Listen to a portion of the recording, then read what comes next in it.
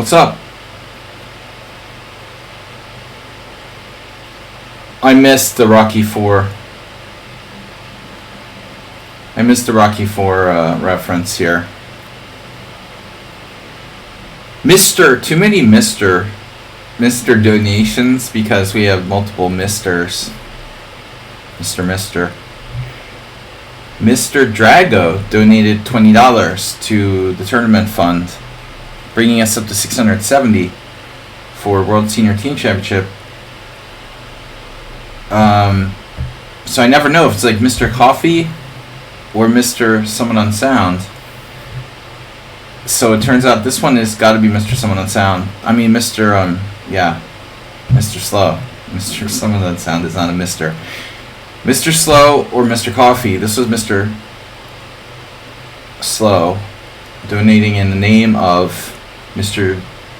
Dragolyubov. $20, thank you. Well, that makes you first.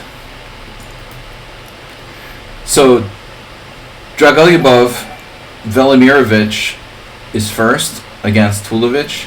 Sung Prism, Stensteg, Summon on Sound, Acerbate, and Richard the second. Kaigu M has followed. So if Mr. Slow doesn't have any... Hello. Grady? A little slow tonight, isn't it? Well, I'll tell you, Grady. Lloyd? Mr. Grady? I always get confused, like who's who in The Shining. Lloyd is the bartender. Mr. Grady is, the ghost. But alright. Mr. Coffee, and to confuse me even more, Mr. Coffee is here as well. So both Misters are here, and Someone on Sound.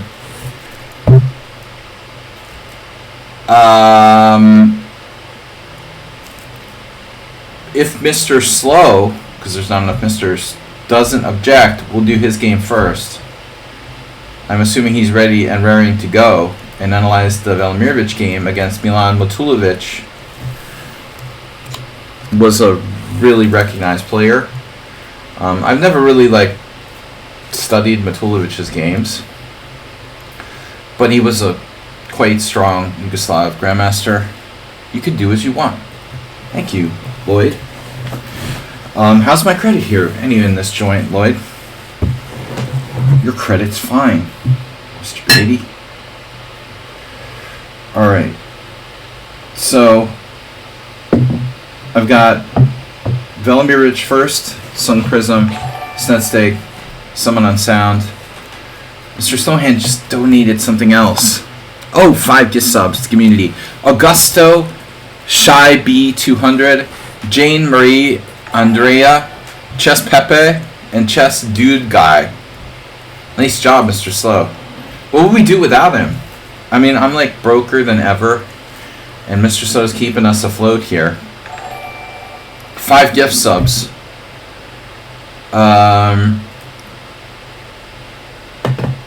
For the guy who regretted becoming a chess player due to perpetual brokenness. Alright, Velimirovich is first. We're starting. Thanks, Mr. Slow, for the gift subs. Hype Train. You guys, it's up to you if anybody wants to start a Hype Train. Alright, Velimirovich opening with e4. Matulovic with c5, knight f3. And now, interestingly, I've been thinking about playing e6. That's your f pawn. That's your other e pawn. Can I? e6. Mr. Coffee. Brenton, we'll do what we can.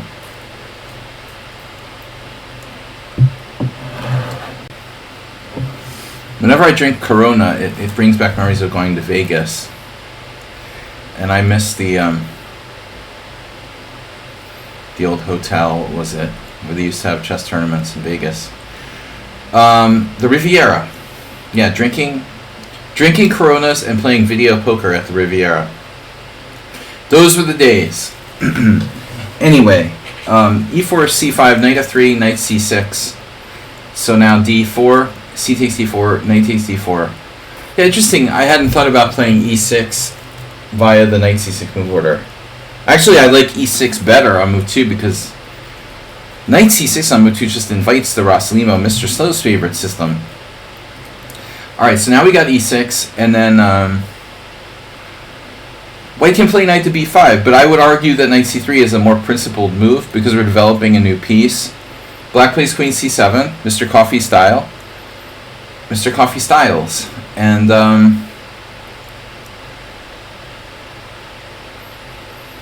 you know, so there's this like really big tendency to do stuff with this queen f3, queen g3 type of stuff. But in order to do that, we have to resolve something with the knights. Taking here is not so great. Though it's hard to explain why it's better in some positions than others. I mean, I think, like, for example, after knight c3, if black plays a6, I mean, the problem with this move is like you're really not contributing to your development. So I think that, you know, in that case, maybe knight takes c6 is a bit more justified than it is after queen c7, which is arguably like more of a developing move than a6. A6 is kind of empty, you know. I guess the point is maybe like if you play a6, I mean, you know, what does a6 really do if you're recapturing with the b pawn here? Besides like weaken the b6 square. But I don't think that knight takes knight is really as justifiable. It's not like black's going to take with the queen, but the move is simply like queen c7 is simply less weakening than a6. So knight takes c6 is really not a threat here. White plays bishop e2. This quiet move, old-fashioned, but there's not that many options. You know, bishop e3 is the main line. That's more modern.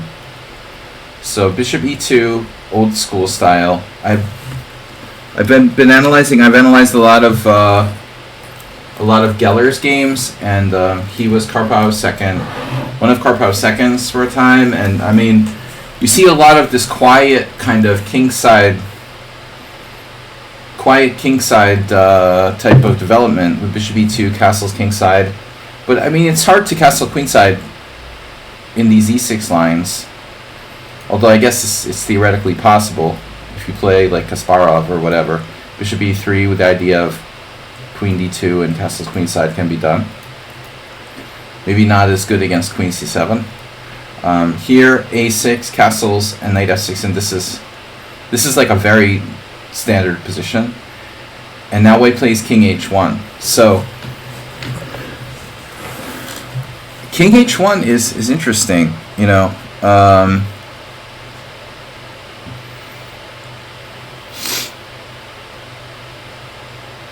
The thing is, like, the position can transpose to a Scheveningen. I know I don't say that right. We need a Dutch player to help correct me here, Jeroen or Nils. But this is like the standardized testing. You know, this is the standard move. And after bishop e3, bishop b4, knight a4, this is a very well-known variation. Yes, Schumacher, I got your game.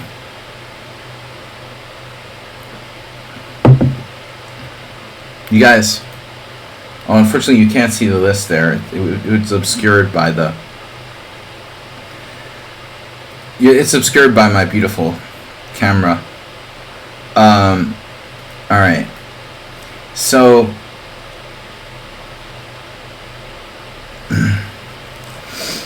what I'm just trying to think here is, you're an aggressive player playing white, you know, you're castle kingside, but what's the idea of like king h1 versus bishop e3, and like which do we prefer?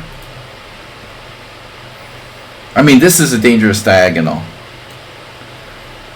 But I just want to say that this isn't just like a scared prophylactic move. I mean, we're going to play for f4, clearly. Now, black to play... d6 transposes to an absolutely, like, standard Scheveningen. However, I would just say... and there's a very, very famous game that some of you may even know.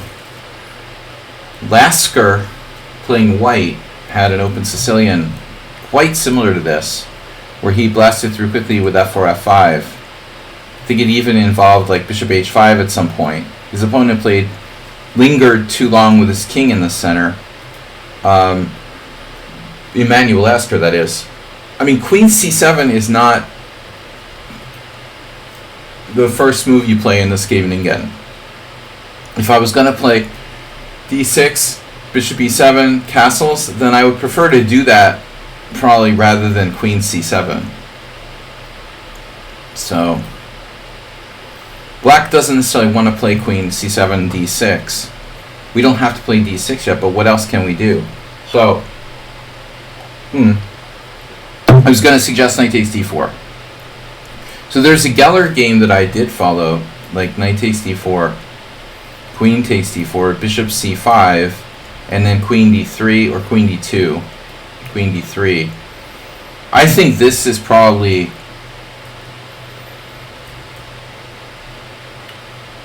the best way for black to play. You know, and now it looks like h5 is actually played. Gary Kasparov, who's that again? Kasparov, Kangas 1995, Kangas Khan.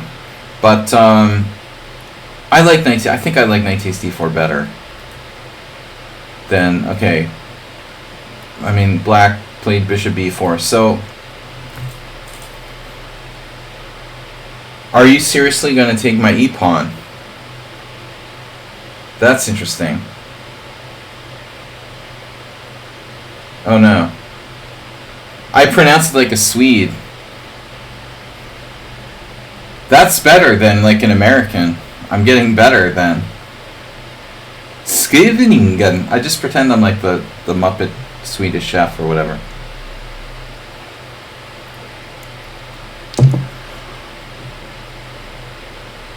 I don't know what you're supposed to do now after bishop b4. What do you do? Like queen d3 or something?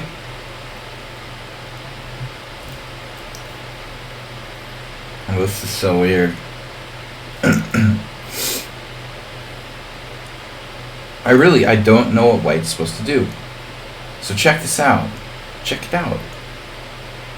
He did what? Oh, he played knight takes c6. Okay. Well, it's like the four knights game when there's like a threat to play bishop takes knight and knight takes c4, and you can't do anything else. You do this exchange on c6. This turns out to be the main move in this position. I just can't, I can't help but be sorry to make that exchange on c6. But what other options does white have? So apparently bishop g5, and if bishop takes c3, bishop takes f6. Well, I've seen quite a few Portish games, and he did play the Paulson a lot. Told you guys. Smorgasbord. But I saw Portish in the supermarket again, like last week. He looked really grumpy. I didn't want to even say anything to him. He looked just like all the other 80-year-old people in the supermarket on the corner. I was like, I'm not even gonna reintroduce myself to him. And I always have this fear that it's his brother and not him, because I can't really tell them apart. Bishop takes f6, g takes f6. So that's interesting as well. I don't love this for white. Alright, so we have knight takes c6. Pawn takes c6. But, you've got to ask yourself, would it be safer to take with the d pawn, boys and girls?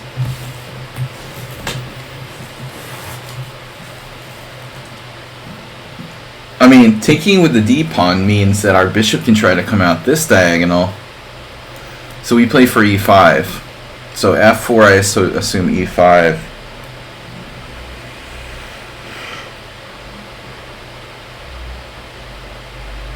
If it feels like if black doesn't do that, I don't know what he's going to do. There's a game with castles. I mean, there's not a lot of high-level practice here.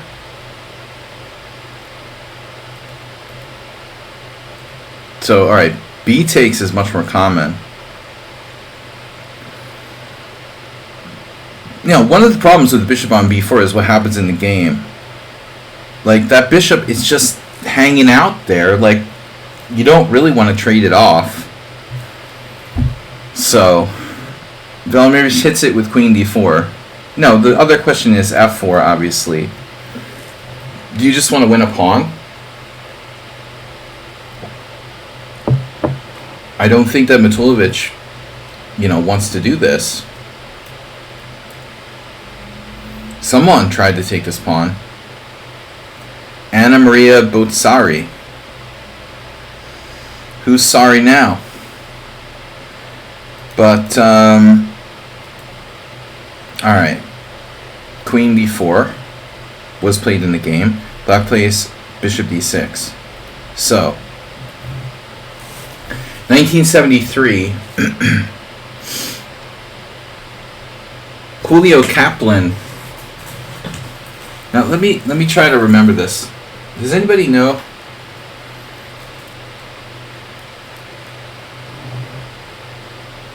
Was Julio Kaplan the guy who was married to Karol Jarecki, the arbiter?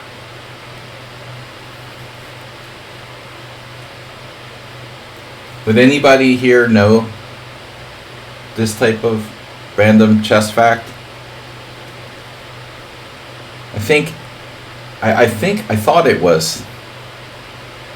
was Julio Kaplan.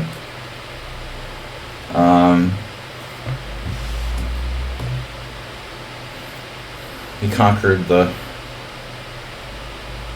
casino world or something. But I don't know. History before I was born. When I was an infant. Anyways, when he plays queen d4, black plays bishop d6. So what's wrong with c5? It cuts off your bishop from retreating. And it's not a big problem. But it's interesting here, the statistics. White does better with queen e3.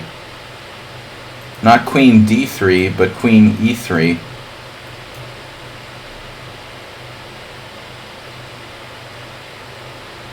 Queen d4. Or something you can take you can take on c3 the previous move if you want, right? No. Of course you can take. But who wants to give up their dark square bishop for nothing?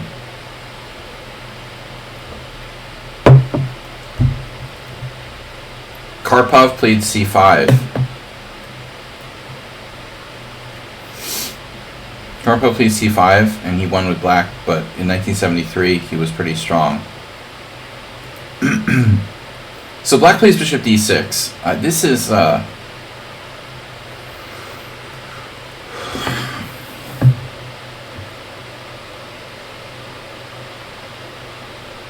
don't know, man. I'm not thrilled about that. Black's hoping that they have time to get everything. Keep the dark square bishop, get the bishop to b7.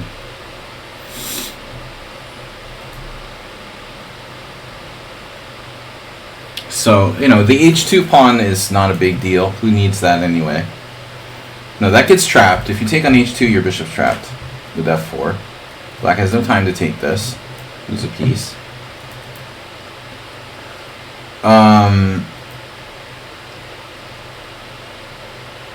So after queen e3, it seems like black has a problem. You know, you can't take the pawn on h2. You can't play bishop f4. e5 seems stupid because now your bishop's on d6. So what exactly are we doing? I mean, what's black supposed to do? h5? This doesn't look great. Is h5 plausible? Maybe.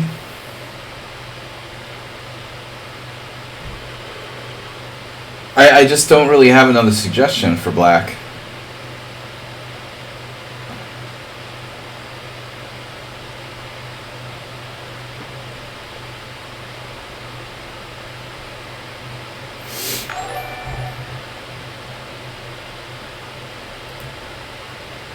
So black just castles. And then white plays f4. And it's like, what? No, this didn't happen in the game. So F4 was Kuzmin and Kuzmin. The Kuzmin brothers, no. Kuzmin has 2 games, that's funny. That's pretty funny.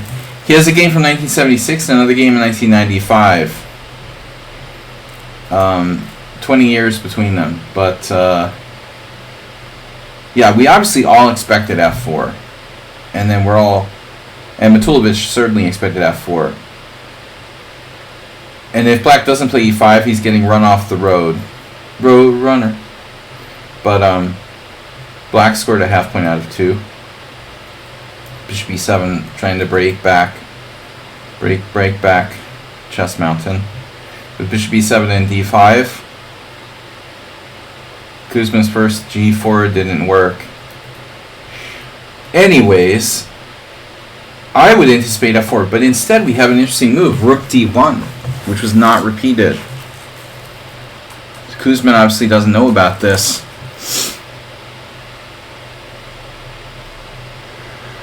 Obsessive behavior, even, right? Well, I didn't like putting the bishop on b4 in the first place, you know. If you want to criticize Black's play, I say don't even put it on b4. Put it on c5, take on d4 and put it on c5. I think it's just a better variation.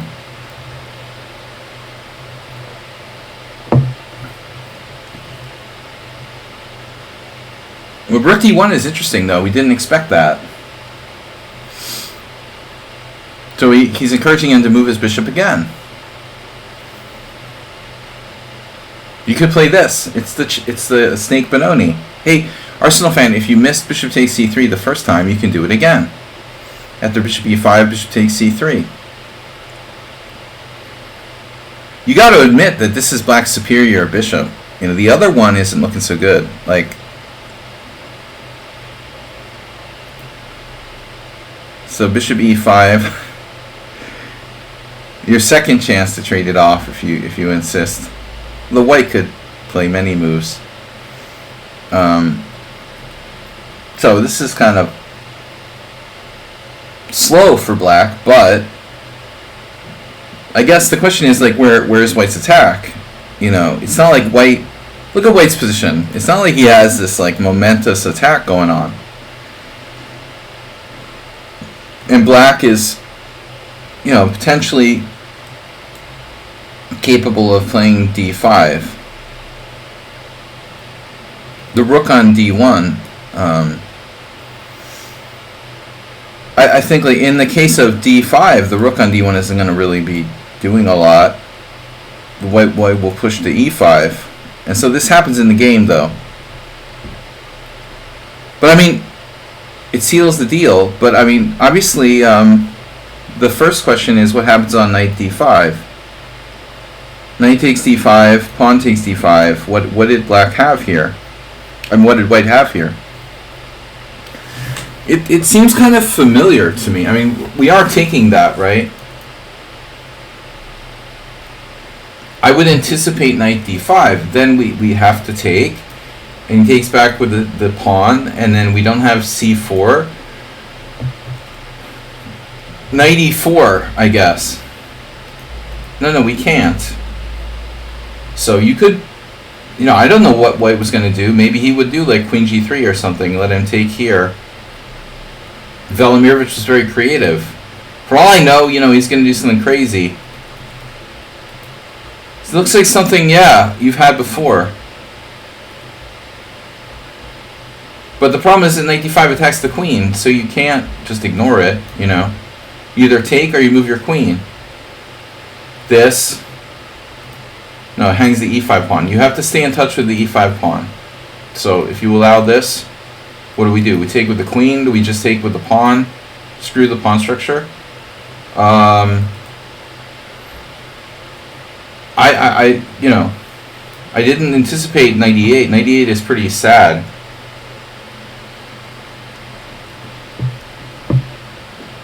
How's his Slaggy square doing? A 2 by 7. 7 deuce. You're right about that, Arsenal fan. I would assume f6 is black's big hope, you know, but it feels like it's not enough to justify his like really slow development.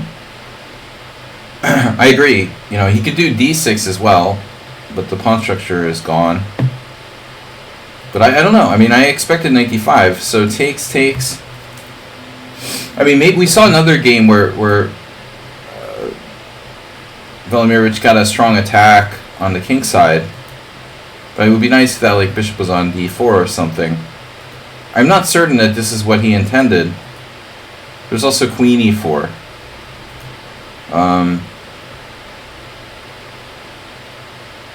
But I'm just not that convinced by...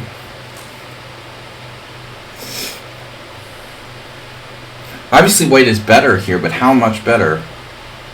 Are we like really able to crush black on the king side? I mean, even your f6 type of idea, or f5, might not be that bad. I'm not certain that white is like winning. Yeah, so e5, 98, Mr. So's looking it up. But I mean, I would have anticipated knight d5, obviously. No, I do think this needs to be considered.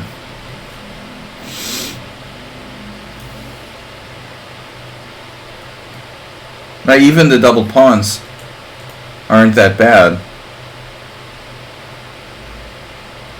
because we have such strong pressure here. Black would have to play for f6, and then could be problematic. Could be problematic, but I don't know, you know, for sure.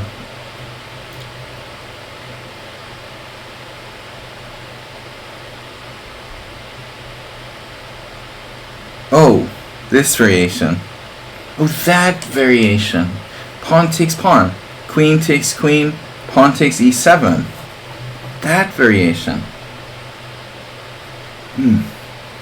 That was the point, obviously.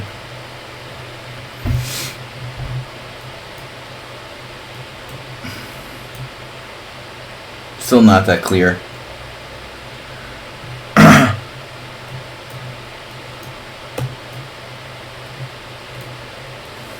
Still not over. Even at the end there. It's all forced. Exactly. Until this position.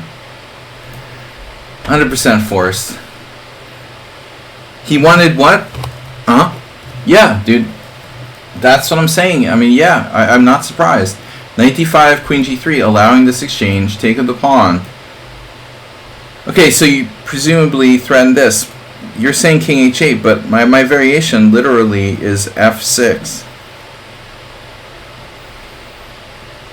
And that's what we just looked at.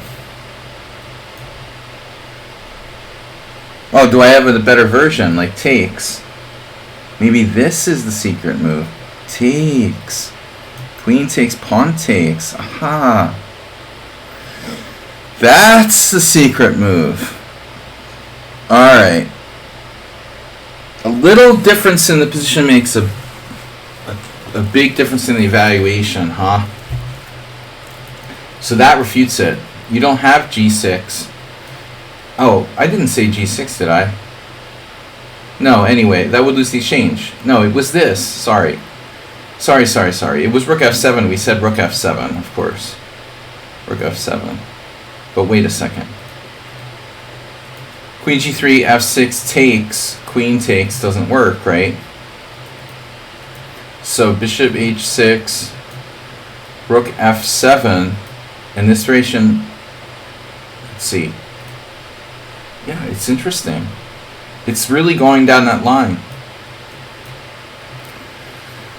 Oh wow, black has a crazy move here. Queen h4, e8 queen check, rook f8, and queen h5, triple exclam. This is all forced. See, he saw all this. Clearly white is better here. equal material, but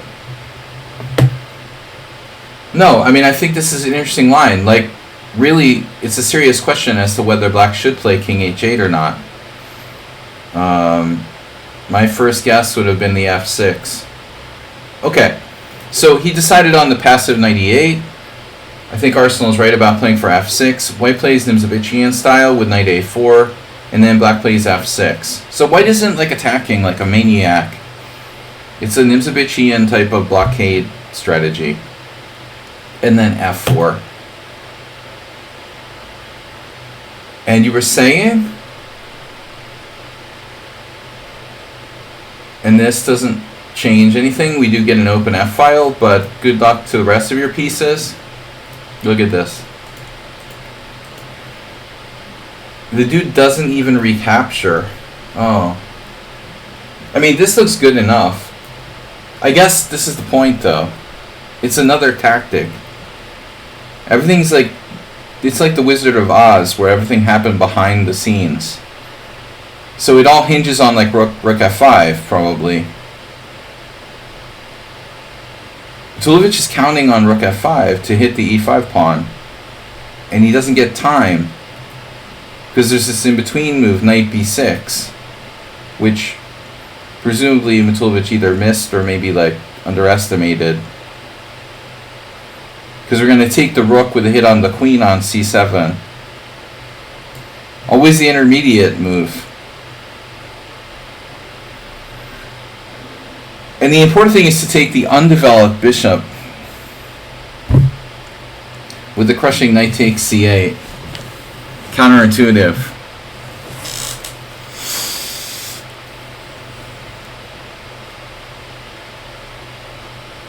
Well, I'll ask Portish when I see him in the supermarket. Because I know how much he likes the old queen takes c8 type of thing, but Faralgo Ivan also was a big Paulson player. Yeah.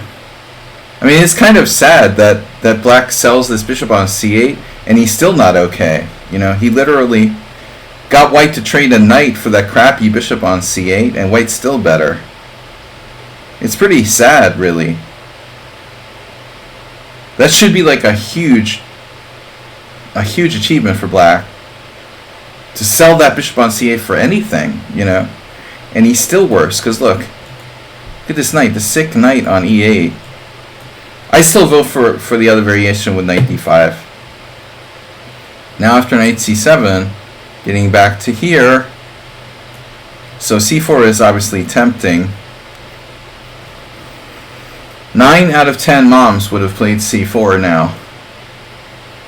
See, maybe that's like really like Velimirovich's like greatest strength, Mr. Slow. Do you think it was intentional on his part that he played moves that you didn't expect? I never thought about playing chess in that manner, you know, where I'd really like overtly go out of my way to play moves that the opponent doesn't expect. But I imagine there are some strong players who really, you know what I mean? Like Gligorich or whatever, just, I don't know. Most strong players just play the best moves. They're not like, oh, I'm going to play a move that my opponent doesn't expect. Try to be tricky or whatever. Here, we anticipate c4. So instead of doing that, which objectively, like, you know, okay, it's a little bit weakening, but it looks like a good move.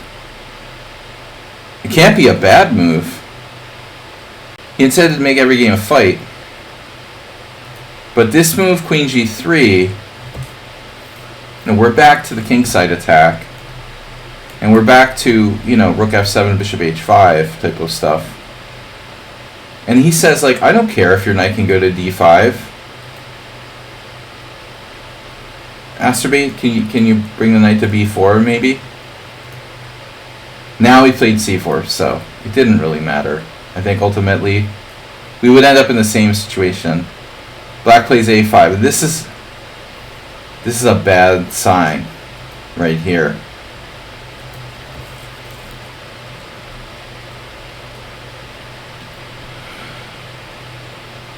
Black is possibly strategically lost. But you know, this isn't like a tactical brilliancy. It's a positional. It's a positional win with some tactics interspersed inside it. It's like a positional crush with some optional tactics inserted. Black now desperately trying to get his pieces in the game. Those pieces are sick, man. Look at these pieces. Okay, the bishop on e7 is the best piece, maybe. They're not so bad, but that rook and that knight are really bad. Here, king h8 now. And then bishop h5, which is not surprising. g6, so he induces weaknesses. And then another surprising move, rook f1. Oh, you don't have to move your bishop because of mate. That's cute. And now queen g8. Bishop e2. Look how much more mobile the white pieces are than the black counterparts in this position. Yeah, the pawn on e5 is like Is Morales here? Is Morales in the audience? Because that's his favorite square. You know, that's his favorite pawn. Yeah, I mean it is. Yeah, it is a very thematic space advantage. Mr. Someone on Sound, yeah. You also appreciate. This is horrible for black. But still, you know, after all said and done, black's still hanging on, you know.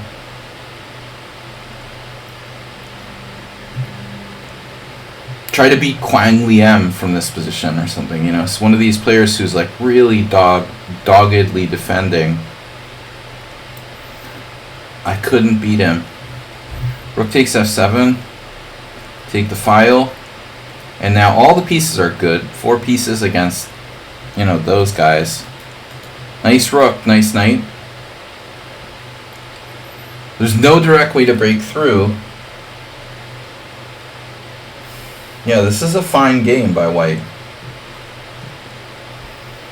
There's no direct way to break through. I mean, you know, you would think like maybe bishop f6. Trading off the only defender, but the thing is then we're getting so many pieces exchanged. So he goes h4, and that's the final straw that broke the camel. I've got h4, h5, you got a4 on the queen side. Yeah, it's a nice game. Maybe this is one of my favorite. They didn't like each other very much. Tulovic. So he does do bishop f6, combining threats of h5. I like how the queen defends b3 as well. And now just about threatening something. Knight e4, b3, and then a really nice geometric move here, queen e3. So this hits the knight, thereby, you know, keeping black busy. There's a threat of queen h6. Which is really cute. But meanwhile, the knight has to do something, so he takes, and this knight is really sick now. Knight on b3. Congratulations on your extra pawn. I hope you choke on it, you know. Knight b3. That's so sick. Yeah, there's his extra pawn. The extra pawn is the backward pawn on d7. Right? So, good luck with that, central majority you've got there. Yeah, efficient use of the pieces and pawns in this game. h5. This doesn't do anything. Well, it secures the square d4. And now he still has to bring in another piece. Beautiful game, really. I mean, it's got to be very tempting to take with the pawn. I honestly, that looks pretty strong, bro. Anybody? Comments, questions? Because this blockade, okay, yeah, he has that. Because if takes, you know, takes, and then check, and then queen h7. You've got to be a little bit careful about this. But I still think, yeah, it may be hard to break through. Queen h6, no breakthrough. So, This is probably like essential to play rook takes. The knight can't get back in time. The rook's not doing anything. Black takes on h5, and then rook h6, and no defense. Now that's over. That's over. He gives up his queen. He doesn't even take on h7. This is mean. Nice move. Rook h8. Beautiful.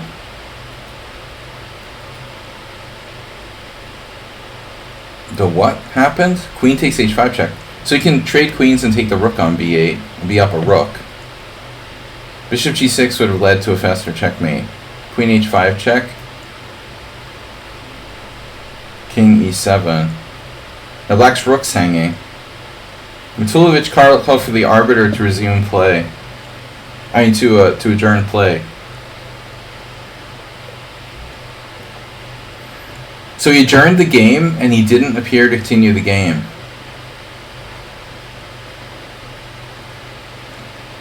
The sealed move was the positional knight d4. Okay. Positional. Allowing mate in 1. Yeah, that's good sportsmanship. Not showing up for the resumption. Alright guys, that was maybe my favorite game we've seen so far from Mr. Slow and his study on Velimirovich.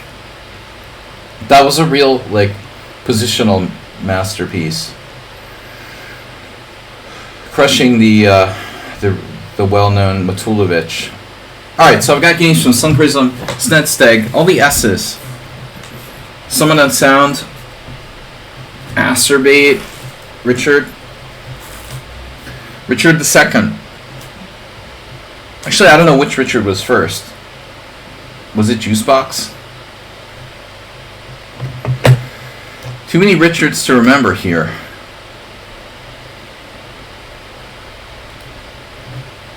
DNED 555 has followed. Turtle called Kami. Common the Turtle. Mr. Slow has gifted a tier 1 sub. We saw that, okay. Thanks, Mr. Slow. Good game. Alright, Sun Prism is up next. If anybody else wants to, like, you know, donate to make their game go first, I can always be bribed. Or you can just donate because I need money. And I wanted to play in the Hungarian Spring Festival, Budapest Spring Festival, but I don't know. It's starting on May 23rd, and I'm really short on money, so that's 1, 2, 3 weeks. We'll see. I'm not sure I can play, but we are raising money for Krakow. I'm signed up for July 1st for sure. I'm signed up for the Hungarian Budapest Spring Festival too, but I might withdraw just due to perpetual brokenness. Alright, so this is Sun Prism. Wait, did I already see this game?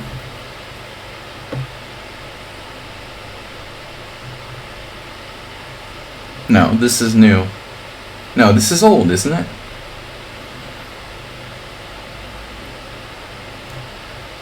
$4.25. When was that?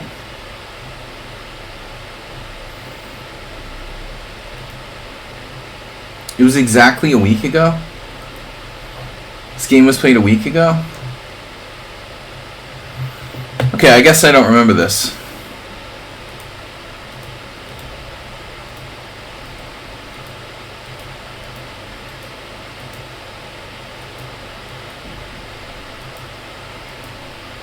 Okay, so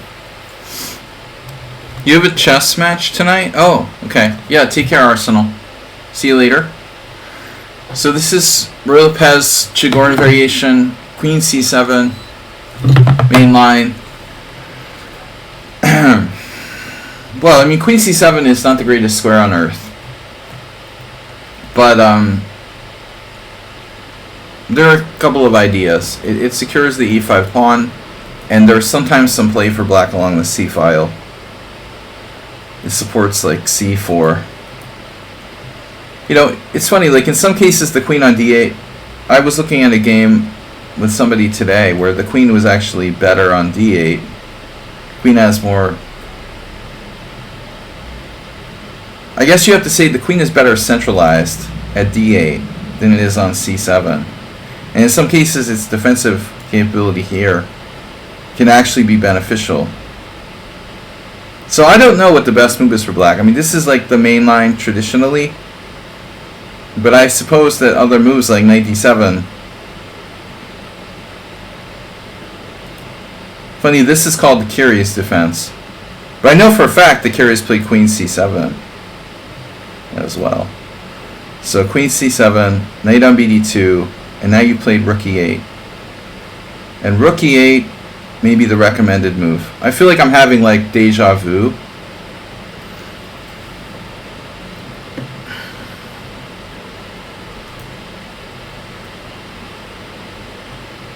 Now I talked about this exact position before. Rook d8 is known. I think with move 11, we probably analyzed another game on the stream. I mean, look at every move as possible here for black. But I think this is the move recommended by Ivan Sokolov or whoever wrote some book about the black side of the Royal Pez. I think this is the recommended move now.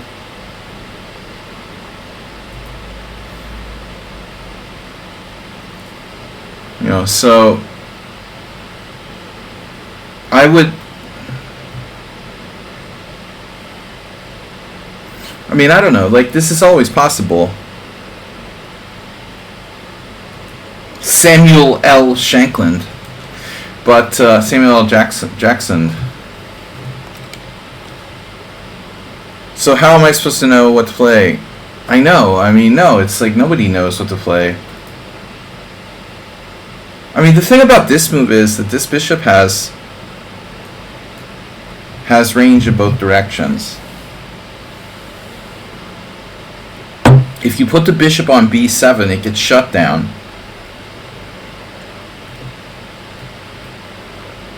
I think this is clearly the worst option. For example, it's not so much that it takes away the b7 square from the knight, but no. It gets shut down by the pawn. You're like begging white to play d5 there. Mokowski did this repeatedly. I don't know, and then a lot of people like to just bring the knight back on c6, and that, you know, that's like old school. You come back, set up the, you know, the 8th rank defense or 7th rank defense, whatever. Like I had the other day against Mr. Slow, g6, knight e8, knight g7, f6, knight f7 from 500 master games of chess. Anyway, this is not a masterclass on the Chigorin. I think rook e8 is an interesting move. White now plays d5. So I don't really love d5. I think white should probably be more flexible. I don't see the reason to close the center here.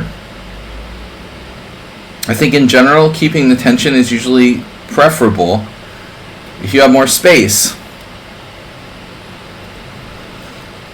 Does white really have more space though? You know, I don't know.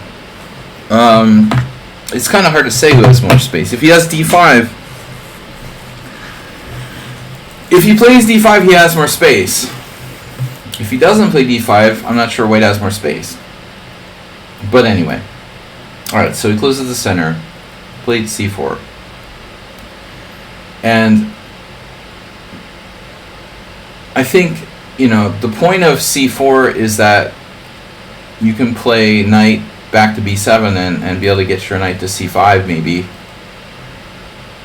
Also, it's not easy for white to play b3 without dropping this pawn on c3. Why is there so few games with the c4 here? Why are there so few games at all? Well, white didn't play d5 much here. So I think d5 is slightly inaccurate. c4 and now knight f1. But what else is he supposed to play? a4? The computer likes knight b1. Okay, whatever, computer. Novelty with the idea of b4 or b3. Knight f1, knight b7, and then a4. which makes some sense, you know. But you have options: bishop d7 or rook b8. He plays knight g3. You know, so now the knight can come to f5. You can play knight h4, knight f5.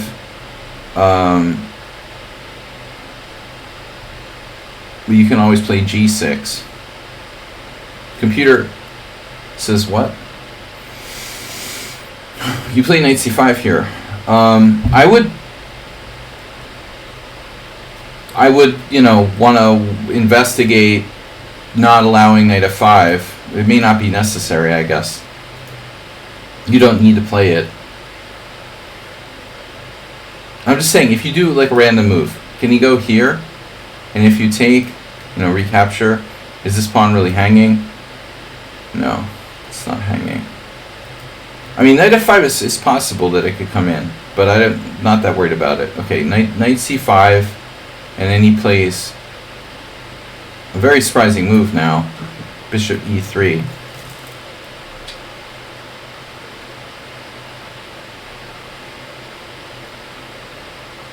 He doesn't seem too concerned about his a4 pawn.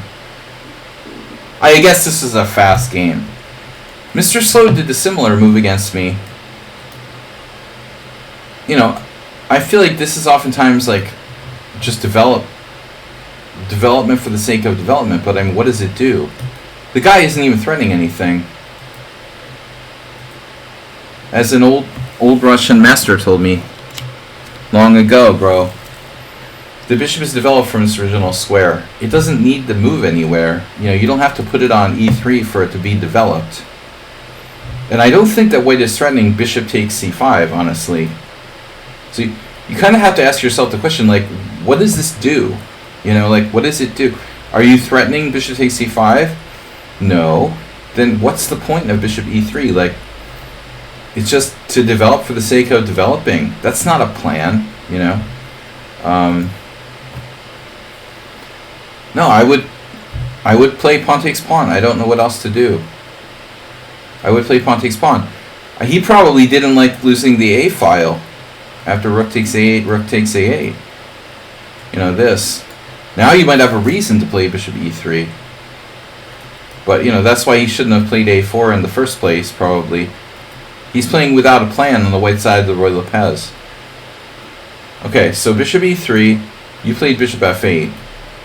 And you could have just, like, taken this, refuting his position, basically. It is hard to understand what exactly... I know that your pawn structure isn't great, but, you know, they're, like, untouchable. They're untouchable, and ultimately, this is also weakness. You know, I mean, white's... I don't know what white's doing. It's stupid. So you decided to just play, you know, safe move. White plays queen d2. Now you can just take the pawn again. You know, if you take the other way, now he has a reason to play this, and he can take on a4, and he has an okay position. But that's the last thing you should let happen. Him trading, like, his light square bishop for your light square bishop on d7. So now you have a reason to take with the knight. And you still didn't do it. You were playing, like, too dogmatically. Okay, it's still not so bad. And then here... I mean, this is a strategically disastrous move for white. This is like the last thing white should want to do, is essentially trade his good bishop for your bad bishop. There's tactical ideas, maybe. But maybe white shouldn't be playing the white side of the Roy Lopez. Perhaps the Scotch would suit him better. Yeah, okay, Mr. Slow, your position was different, where you were playing bishop e3. Nevertheless, it was still a mistake. Bishop takes f8, rook takes f8, so he achieves the worst possible exchange. And now you finally took your pawn. And it's not the pawn itself that's the problem, it's like this. And he's stuck with the crap bishop on c2. Which is really bad. Some vague attacking chances on the king's side. You know, it's interesting. to consider the possibility of taking with the king, because it's like at the end of the day, maybe it doesn't matter that much. I think you need to play like your queen back, probably zigzag, to offer an exchange of queens, which is what happened in the game. Ultimately, it may not matter which way you took on f8. Rook takes f8, and this was a good move. Rook fb8, by the way. That's a great move for you here. And everything went according to plan until this pawn was attacked. You can defend it. You should play bishop b5, it looks like.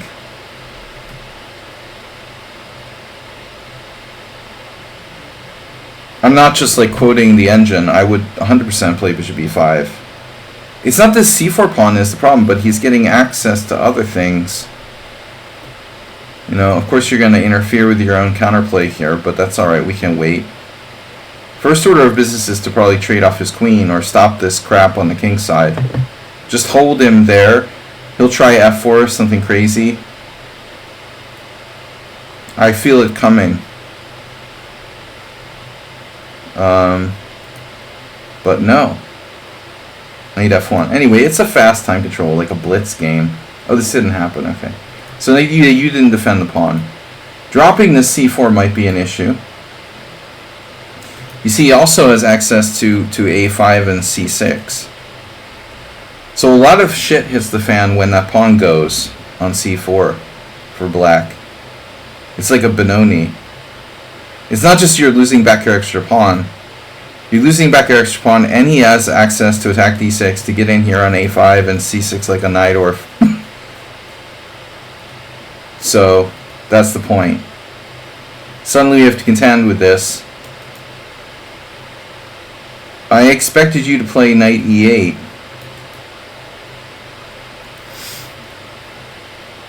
And knight e8 also has the benefit that if he tries for f4, now I know you could probably take it, but at least hypothetically, you have f6 to secure your center. So, and honestly, like I don't think your knight on f6 is really doing anything. You really have to anticipate f4 being one of his only breaks. And it's not like I want you to play f5, but I think, you know, this is more useful than playing king e7. King e7 looks good, but I don't like this knight a5, knight c6 thing coming in there. I also don't like f4 and some crazy shit happening with that there. But why couldn't it make it work? So I played this f3. Now again, maybe, you know, you could think about a lot of different moves. Knight e8. Ultimately, knight e8, you know, knight g7, f5, but also knight c7, knight b5. There's a lot of possibilities here. Plus, you could even think about h5, h4. I think if you play h5, he'll play h4. So it probably doesn't work. Double trouble on f5. So ultimately you ended up, you played knight fd7, which looked okay. But he has a knight sack. Are you kidding me? So again, you know, this is a good move. Easy game. Secure, contain, and protect, right, Mr. Coffee?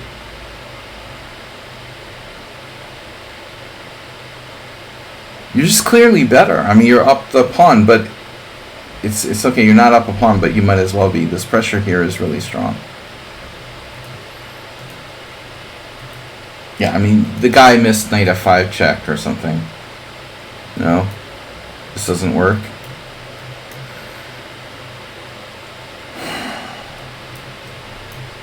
Okay,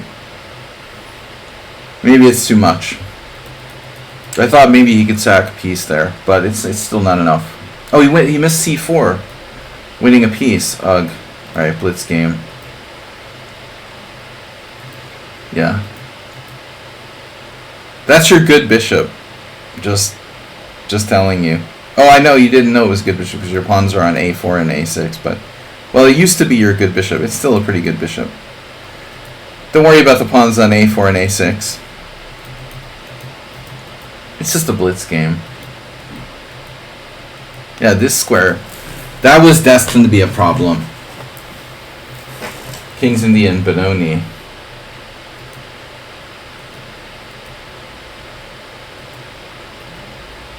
Now he's like Velimirovich with the in-between move. Black resigns. And why would you do a thing like that? Your rook is trapped. Ugh.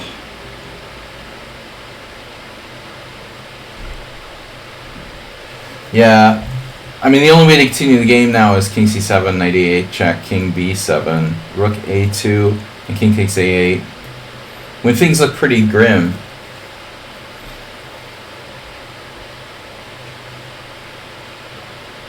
I mean, you probably were justified to resign, but you know, you don't have to resign necessarily right away. You're only down the exchange. Anything can happen. But okay, this game, dude, you can't play like the Roy Lopez in 3-minute blitz games. It's sort of pointless. Both sides should stick to open positions in this time control. It's sort of ridiculous. Alright. Onward and upward. Snedsteg. We got Snedsteg playing black. Oh, it's a Gingy. What is this? Modern defense. And c5. So, beefeater variation. Yeah, I mean, knight f3 is already like...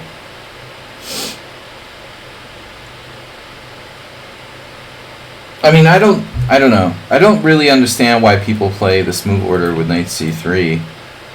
You can play e4, you can play knight f3. But at this point, like, you have the passive option to play e3. And then black... What is this? If white plays e3, black has to play knight f6. Or you can play c takes d4, which is a Panov. But that's probably inferior. Because after knight f6, white has d5. Carlsen Geary. This is not a joke, probably a good move for white, like necessary. If you don't play it, black equalizes with d5. So I think there's a serious issue with exchanging pawns. White should play d5 in any case. After knight f6, d5. If you don't play d5, you have nothing. It's not e3 poison because the knight is on c3. No, e3 is okay, but you still have to play d5, ironically. I'm just trying to remember if there's another option for black here. Maybe d6.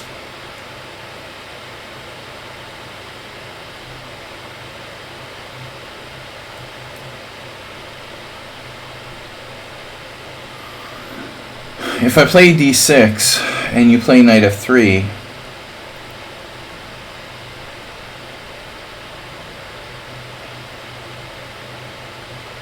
you can see like most players here. I mean, maybe there's some weird hybrid black can do. It's not that bad. Kramnik has some games there. Okay, so knight f3 you take, he takes, and now knight c6. And then I had a million games with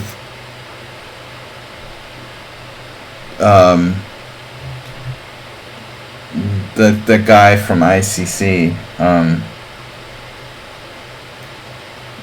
the E3 guy, the guy who flagged you with rook versus rook, Oleg Krivonosov. Yeah, this is really, really gross. That's White's best option there, to play e3. You know, ironically, I don't know if I've ever had anyone play this move.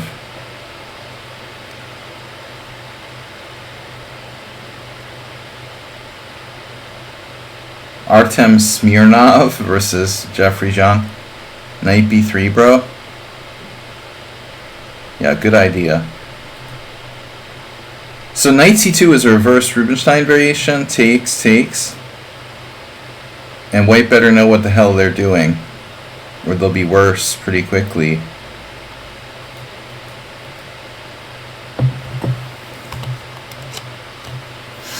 The laughing guy. Well, he's Russian, right? Yeah. He's a Russian spy, probably.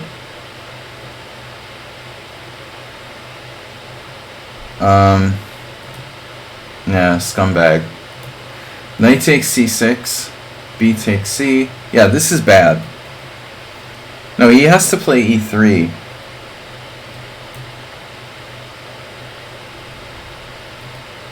And after e3, you know, there's nothing you can do. It's like equal. I did have a funny game with somebody who played this against me. Let's see. They did something interesting.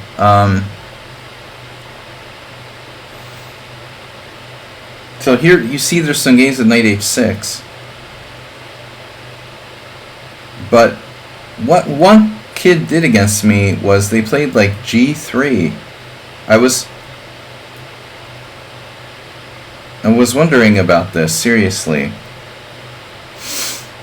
And I went like full Magnus Carlsen on his ass with something kind of crazy. I think I played d6. Is the game in here? No? d6, bishop g2, bishop d7. My game's not in here? I guess it wasn't played on a DGT board, but I played h5. And I looked up the game afterwards. And I swear,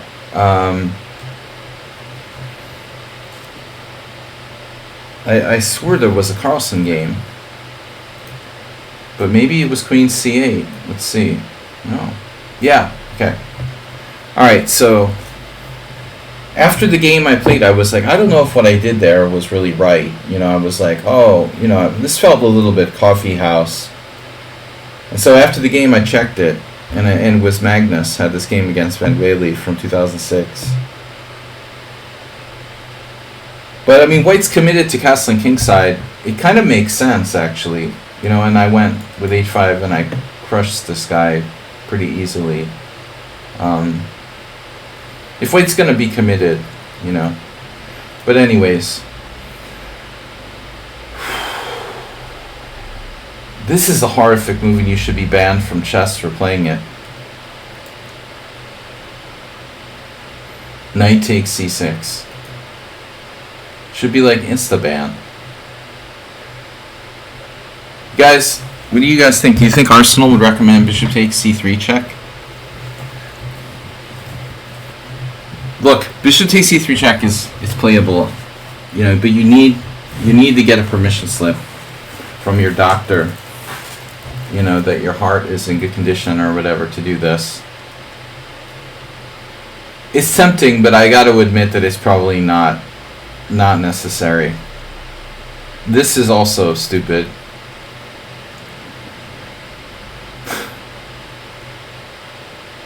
Unbelievable. I can't believe people played this. I mean, seriously, Miroshnichenko versus Furman. Michael Steen played it with black in 1973. And Mill played it and lost to 2200.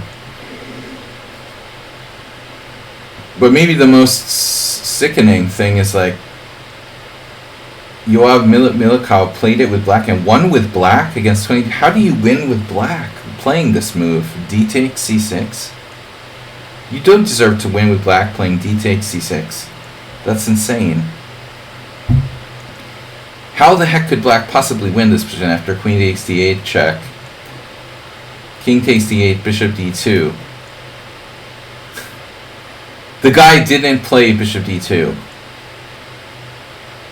Do I want to know what white played?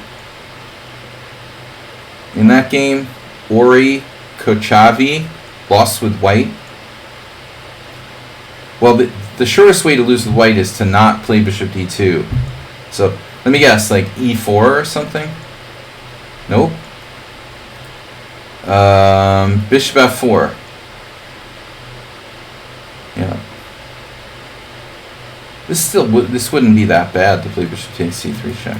All right. Anyway, b takes c, correct, and then white played queen c2, guarding against the devastating bishop takes c3 check.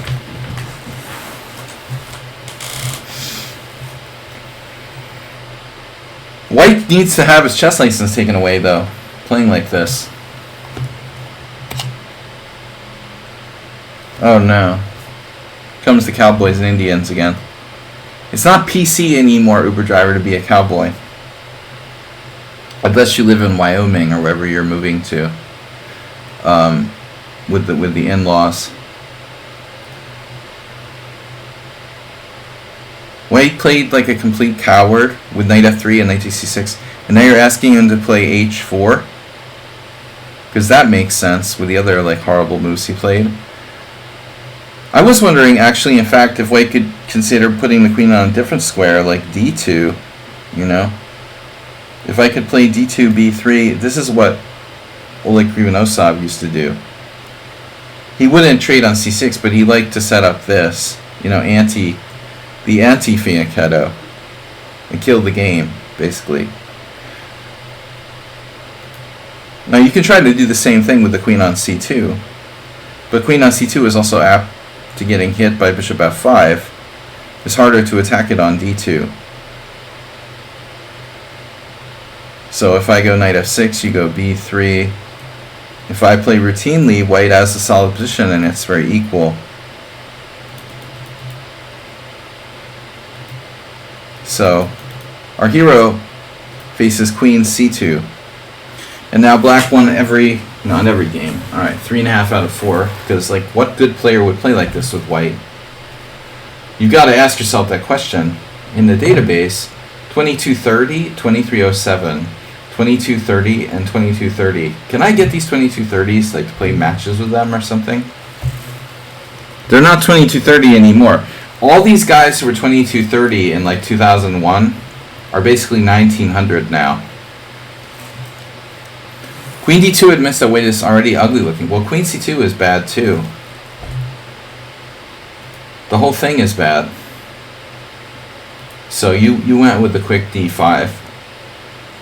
d5 is fine, but you could also play in a more hyper-modern style. I mean, I think there's something to be said for keeping your distance. But objectively, I'm sure that d5 is fine, and you're going to try to get in bishop f5. Takes, no. e3, all right. Now knight f6. Now he takes. Yeah, I mean, this is the one thing I don't like about d5, that it simplifies. So there goes the fluidity, you know. Now he gets to trade more pieces. Goody. Takes, check, bishop d7. He's like, yes. Trading more pieces. Bishop d7, check. Did he offer a draw yet, by any chance? Queen takes d7, oh my god. Your opponent played the exact same move that 2230. Hans Hofmann was 2230 in 2001. I bet you he's like maximum 2030 now, if he's still alive, because of rating deflation.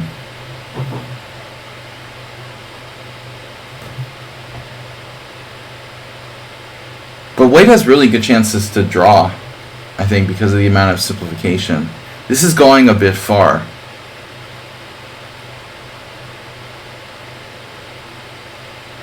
Okay, but so how did black win this game? Your move is very tempting to play knight e4. I have a question. What about rook c8?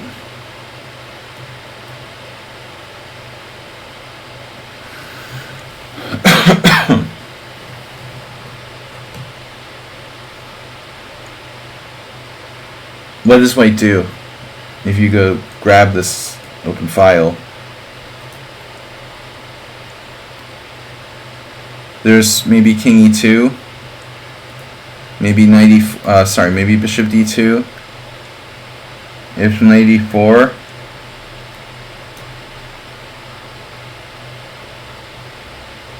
What I really would like to do is play king d7 and not have my king on the king side.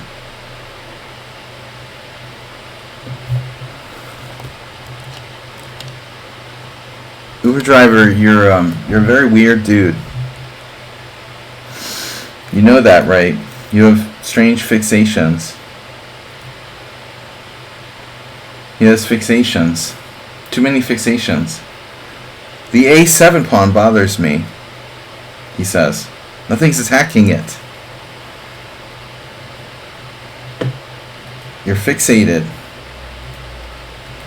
You need like something to chew on or something. Keep you busy. Keep your mind off it. Queen takes a4, knight takes a4, knight e4, rook b1, rook c8, now f3. So the interesting question is, like, did we benefit from this, or did we like just give him f3 and it's a useful move?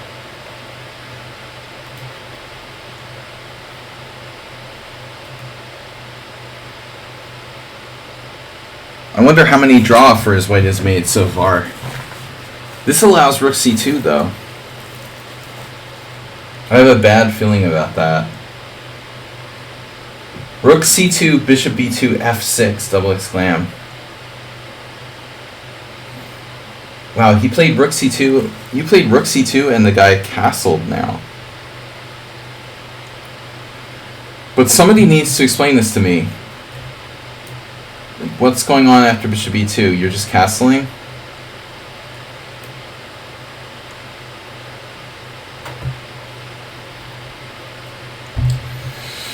You're just castling. He's trading, and then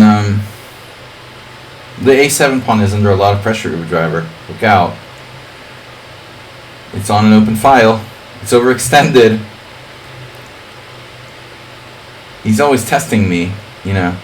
See how much he can push my limits. So what I was really wondering is bishop e2, but castles. It looks like he has to castle, and then I mean, I guess you probably play bishop takes, knight takes, take the open file.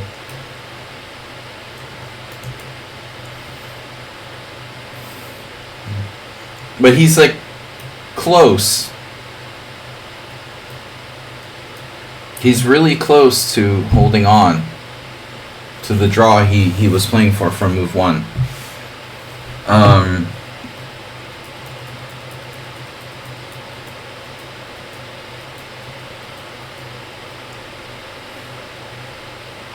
But I gotta say, like, maybe rook b1 is a mistake, no?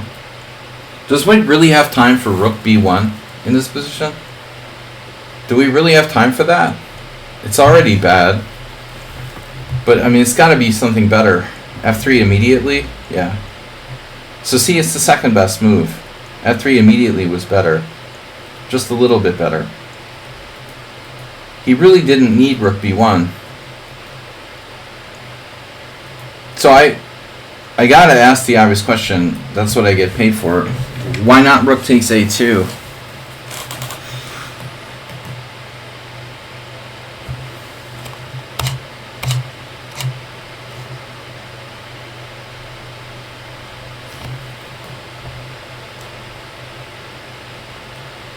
I mean, is your concern this same crap?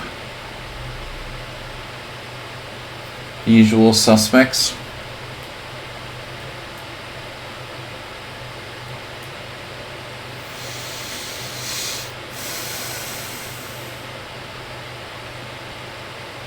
Looks like he's just hanging on. He's got enough counterplay to just hang on there. So Sensei doesn't push for the material. He castles. But this still an issue. Rook d1.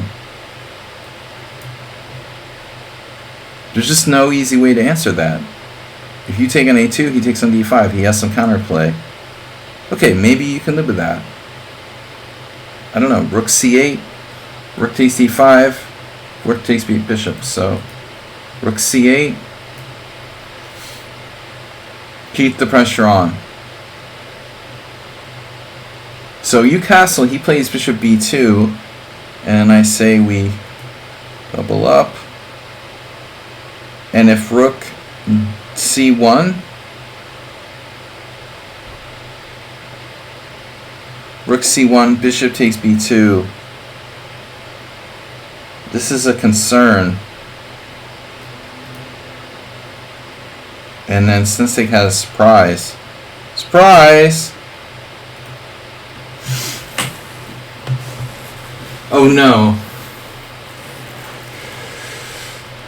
Bishop d4 is likely to happen, and the a pawn could fall. Uber driver, where's Fred? So I expect rook takes c2.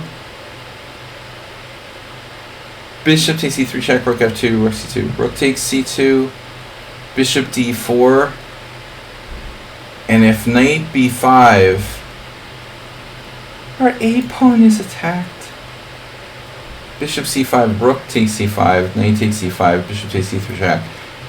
Sensei had seen it all. He anticipated all of this with a winning position. Bishop h6 is a serious move. There's no king f2. It looks bad for him. Rook takes c2, rook takes c2.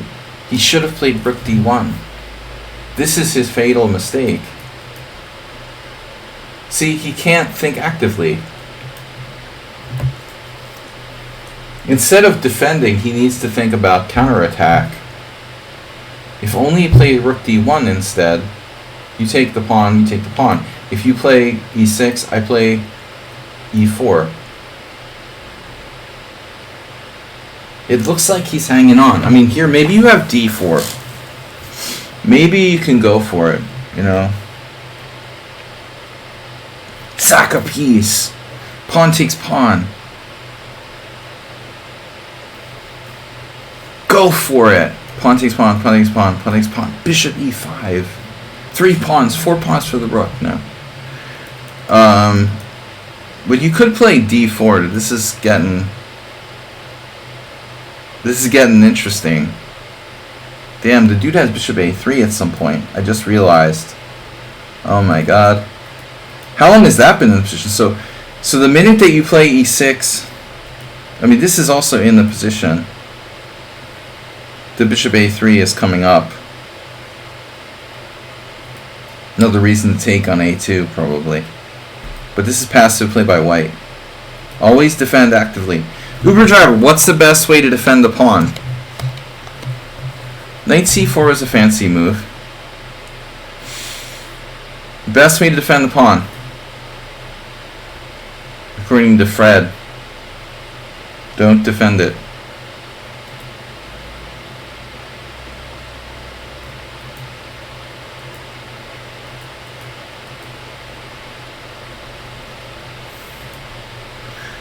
Knight f5. Yeah, Mr. Slow mentioned another line, right?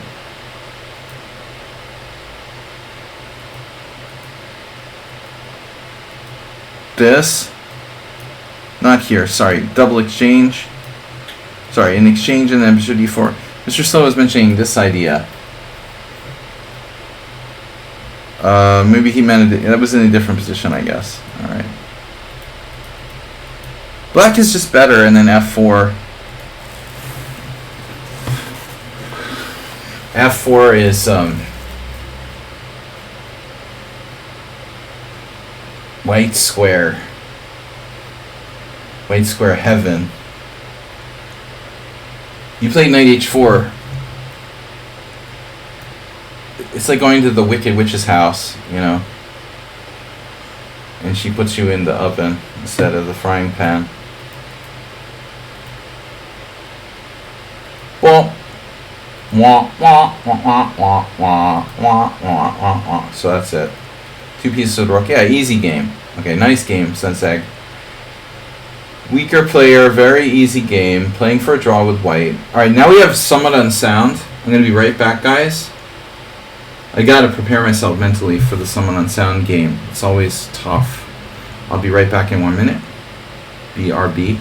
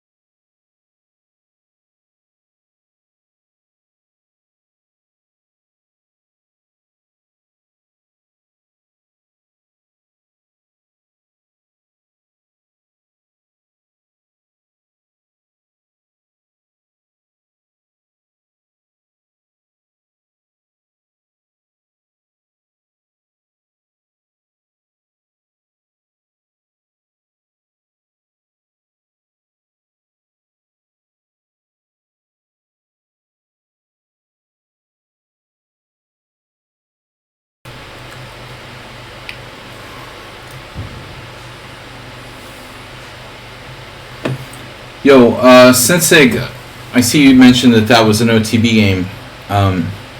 Just one other piece of advice: when you get these players who ostensibly are weaker and want to play the white side for a draw, as I mentioned during the game, you really have to give serious consideration to not playing d5.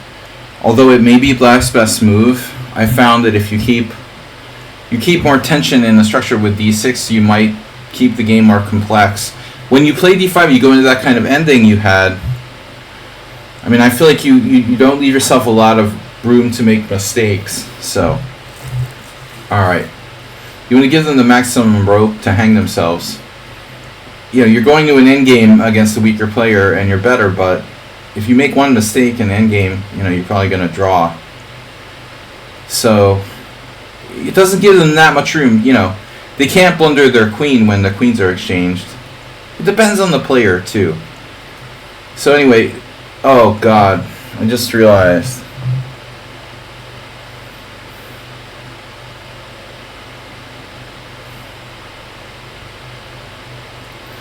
I tried to tune it out. You know, I really tried to tune it out. Who does that? They always submit their games against me. Schumacher does that. In defense of someone unsound, he doesn't play chess. He only plays with me every Sunday, so he doesn't have any other games to submit.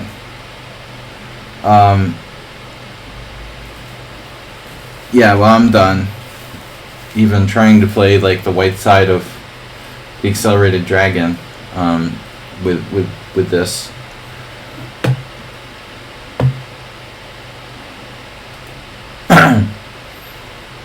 Well, anyway, I mean, you know, queen takes d4 is interesting. I don't know if it's better. The Marazzi is good. But anyways,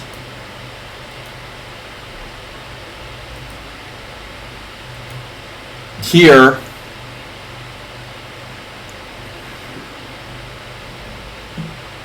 I don't know, you know, what I should do, but there's not a lot of options. White really has to play bishop e3. It's a strange position in that sense, you know. Uber driver, you mind if I like ban you or time you out or something?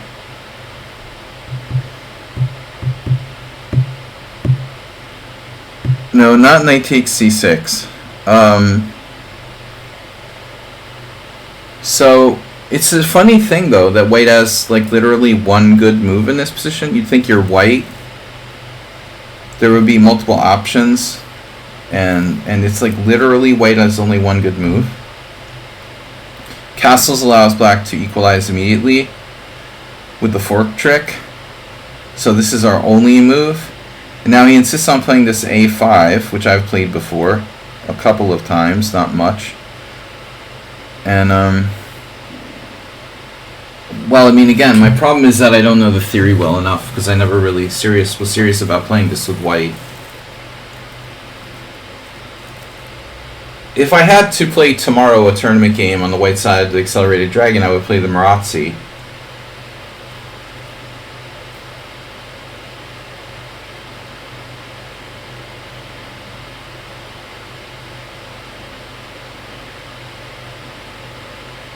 But I don't fully trust this variation for black. But I decided I was tired of getting nothing, so I tried to play this like kind of aggressive move f3. My problem with white is that I don't know the theory. I think I once had a game with black, but it was 20 years ago. And at the time I remembered something and now I don't. I think I also might have played d6. So that's another way that black can play. Wikovich used to do this. A4 is nothing. I've already played that several times. So white either has to castle or play f3. But I don't know the theory here, and so you know all opening theory. Again, d6 is possible. It's not as good. So d5, and then pawn takes d5 is already a mistake. So I didn't know. I'm supposed to play bishop takes d5. It's counterintuitive. You know, in 99% of cases, we always, with chess captures, take toward the center, capture with a smaller piece. So usually pawns first, knight takes, and then bishop takes. Somehow tactically in this position it works out that bishop takes is better. I never played this line for either side, so my assumption is that take with the pawn. It was played before, it's nothing special. Now black has knight b4, and here it didn't occur to me that I could like try to hang on to the pawn or whatever, but that would kind of make sense.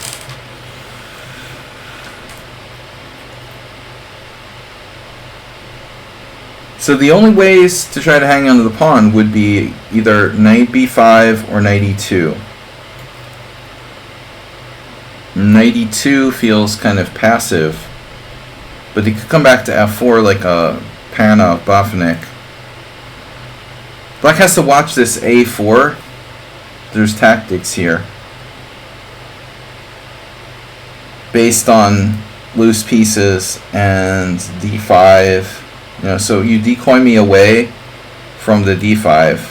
If I take with something on a4, you have takes on d5.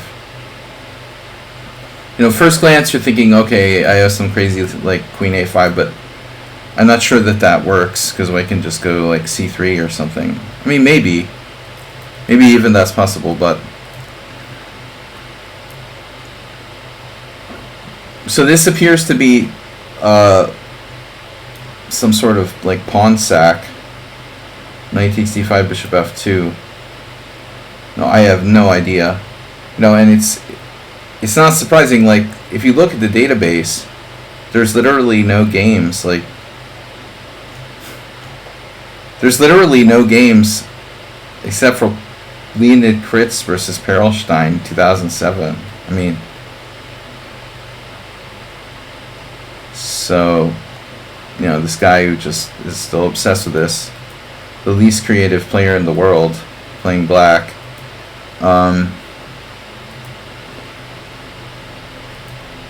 But e takes e5, knight b4, queen d2 I played. So this is a mistake. Black has like slight advantage immediately. Knight takes d5.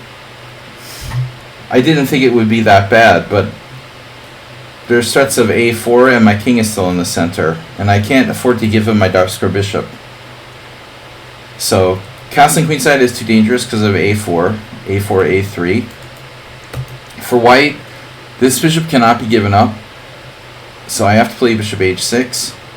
And you can see there's two games here, they were both draws. But I mean, it's pretty sad for white to be slightly worse after 15 moves.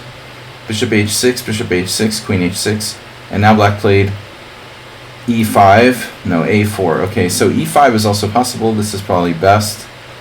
I'm forced to take, and we followed this game, and now white's just worse. But here I hoped that I could draw.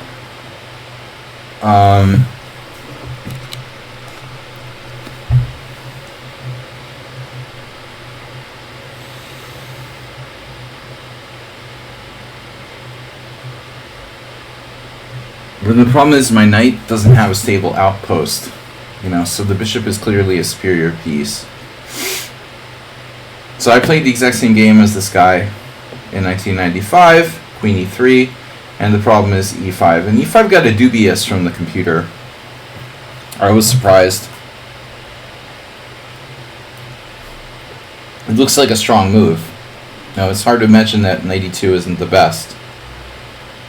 But it turns out that rook d8 is even better.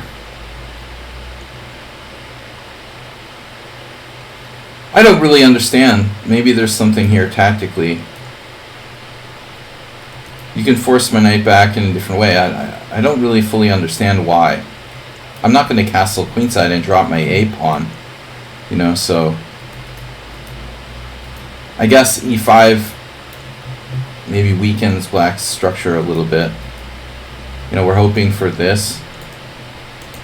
But I have no illusions here that white is better or even okay. You know, I was hoping to draw. But now you found bishop f5, which I was hoping for something else. I mean, I suppose you could even play like a3 or something if you wanted to. Bishop f5, and now the computer wants me to like sack the pawn on c2.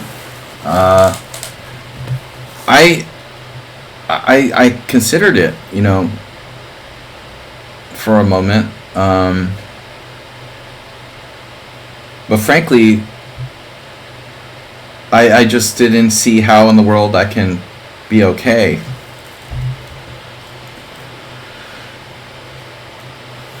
The engine wants to play castles kingside and give this pawn up.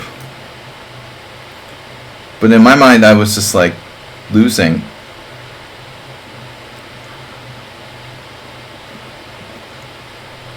Yeah, you know, you have control of d1. I can't play rook d1. I'm down a pawn. You're just practically winning. So I realized how ugly this move looks, but I didn't see that I can get this pawn up. In the game, Heinrich Rudolph, who I don't know, played knight to c3. and I rejected this because of a bad judgment. My thinking here was that black would go queen d4, and this was actually not a problem. So maybe I should have tried this guy's move, knight c3, objectively. I don't know what Mr. Slow, someone on sound would have done.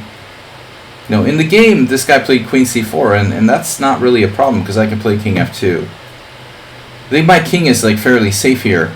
So it's a misjudgment on black's part, to go with queen c4 probably. I was more afraid of this move, honestly. It turns out I can take, and that my position isn't so bad after this.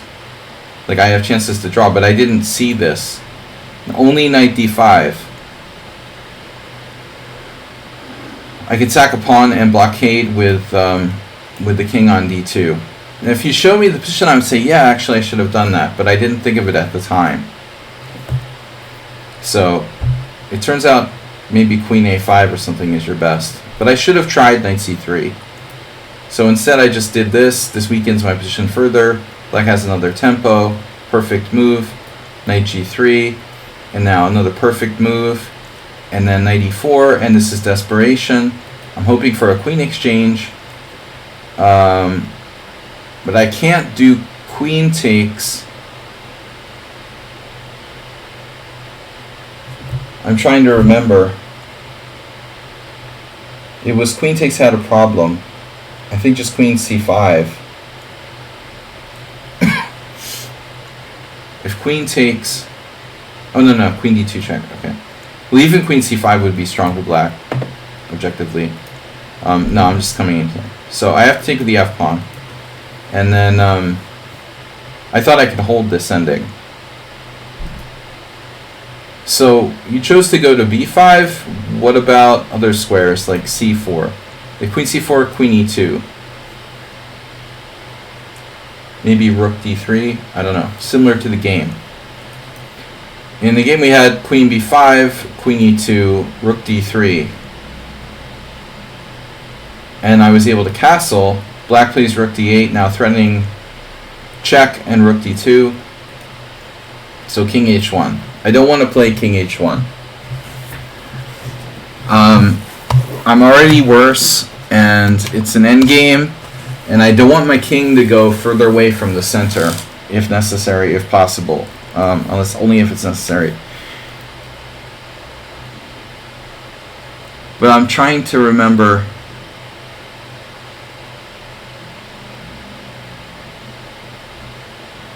why I didn't play queen f2.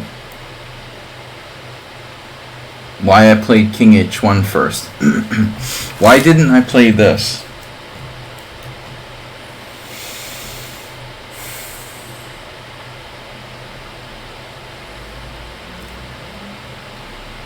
I don't think there's a clear answer, You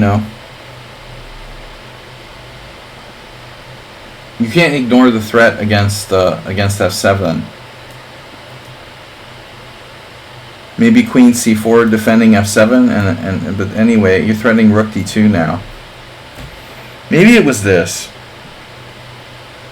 But ultimately, I don't think the king h1 really helps me. So you're still threatening rook d2.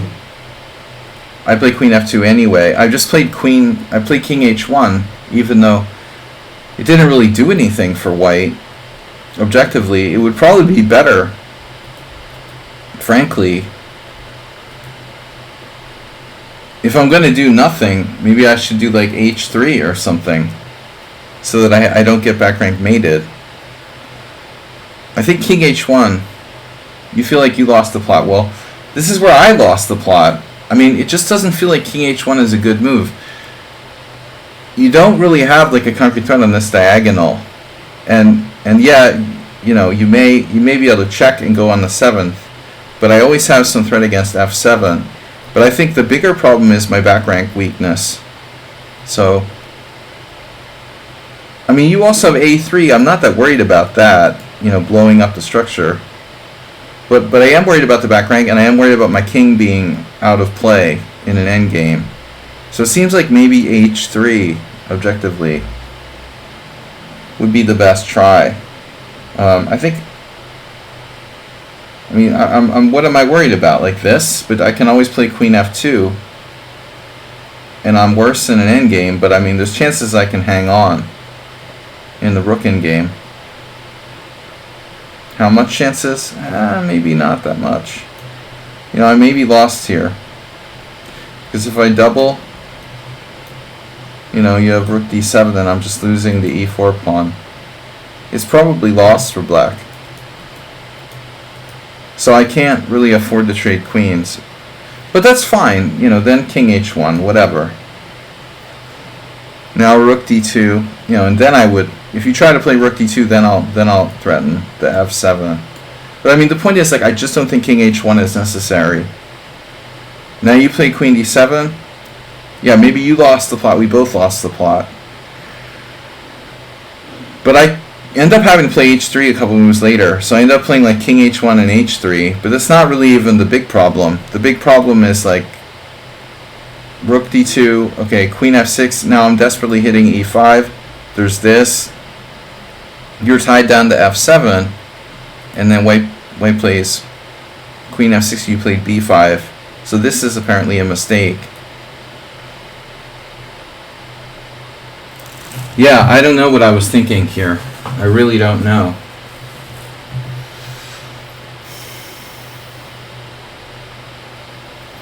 I mean, I'm on your E5 pawn. This seems like an important pawn. I mean, maybe your previous move was inaccurate. We could look at the engine, what it says. Queen D7 is not great, but it's up there. Queen C6 is better. Queen C4 is better. Queen D7, not the most active move. Now Queen F2, Rook D2, Queen F6, and now here,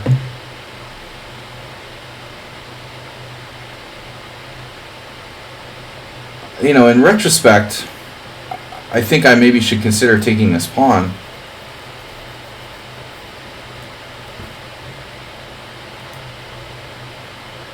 I'm not certain that I'm lost here.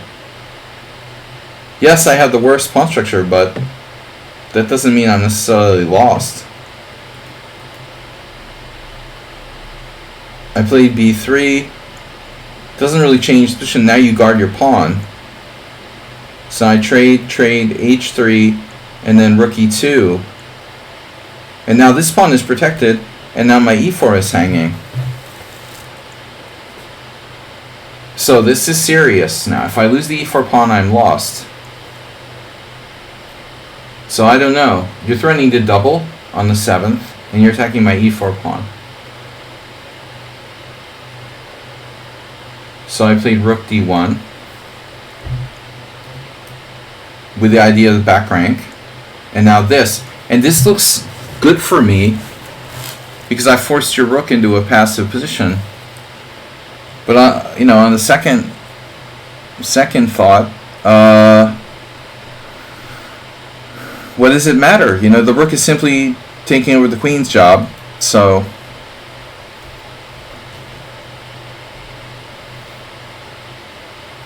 you're threatening queen takes c3. You're threatening rook takes e4. I have 3 pawns hanging. Yeah, rook takes a2. You know, maybe rook takes a2 is not really a problem because I can always attack the e pawn, but I think c3 and the big problem is e4, which I just blundered the game now. I cannot give you this pawn for free because when you take it, you're defending your e5 pawn as well, and all your pieces are in good position. So I don't know if there's any chance to save the game. It's now. Yeah, I didn't see this idea, rook d6, but what does it do? Rook d6. Is there some weird idea of playing rook e6 that I missed? Like rook e6, rook e7? You know, your rook is very passive on f8. h4 and h5. You realize my king has 2 pawns, his king has like 3 pawns or 4 pawns. His king has more pawns protected than mine. So I don't think that h4, h5 is working. But this might be something where I can attack his pawn from behind and threaten rook e7. Triple attacking f7. I didn't see it. But this was just a total blunder. Like, I literally forgot when you took the pawn on e4 that my threat was negated. You know, this is just dropping a pawn for nothing after rook d5. I was thinking, like, I don't know. I didn't remember you could play rook takes e4, and now I'm just lost. I think it's totally lost. No? Peter still doesn't think it's lost. The computer still doesn't think I was really demoralized at this point, though. It's really embarrassing to just lose my central pawn for nothing. So, the computer says a3. Maybe theoretically. Heavy pieces are not easy, especially with the rook tied down on f8.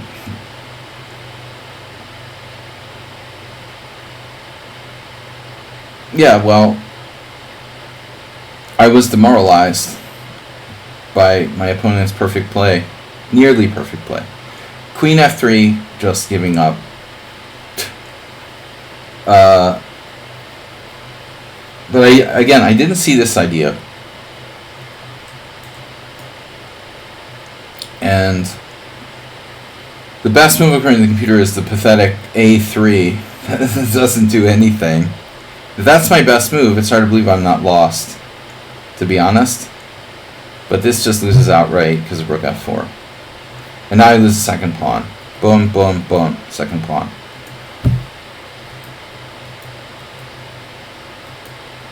And that's one pawn too many. One pawn too many. And I think as Uber Driver will now mention, h4, h5, h6 was my last try. And it was very successful. There it goes. Inspired by Uber Driver. H4, check, G3, A3. And now my last chance, here, here, and then here. And I'm banking on rook takes f7. Rook takes f7, double question mark. What do you want me to play? Yeah. Anyway, thanks for submitting this very heart-wrenching game. Astrobate is up next, guys. A little bit of a lighter, less depressing game. I've got one more game from Astrobate, one more game from Arsenal Bait. Thanks for making me more depressed. Someone on sound? Don't worry, we're not going to do that again. Turtle called Kami. Yeah, nobody's following. I don't know. They don't like analysis. Analysis means like hard work and actual learning, and nobody wants to do that. They want to watch bullet chess on YouTube. The winner is the first person to move the A pawn. I'll remember that next time. And I'll see you Sunday. Okay. Thanks, man. Astrobate is up here with black. I got 2 games left. I'm not going to go too late tonight. I'm pretty tired. I don't know what's up with me. Alright, so this is Astrobate playing black against 1707. 30 minutes. Another accelerated dragon, just to depress me. Okay, c5, knight f3, and now knight c6. As I told Astrobate, he should do this more often. Playing knight c6 on move 2. If you play g6, you just encourage people to play this annoying Bodler system, and he never gets any practice in like real Sicilians. So he's taking my advice and using the move order with knight c6 so he can actually get some practice in real variations. Don't listen to anything Uber Driver's talking about.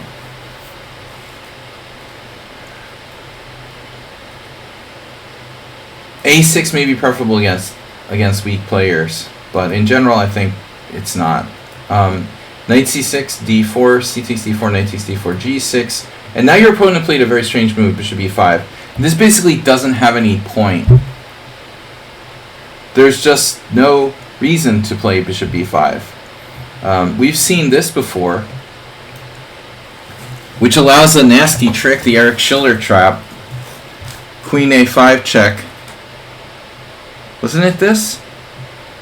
Knight c3. Don't you have this here?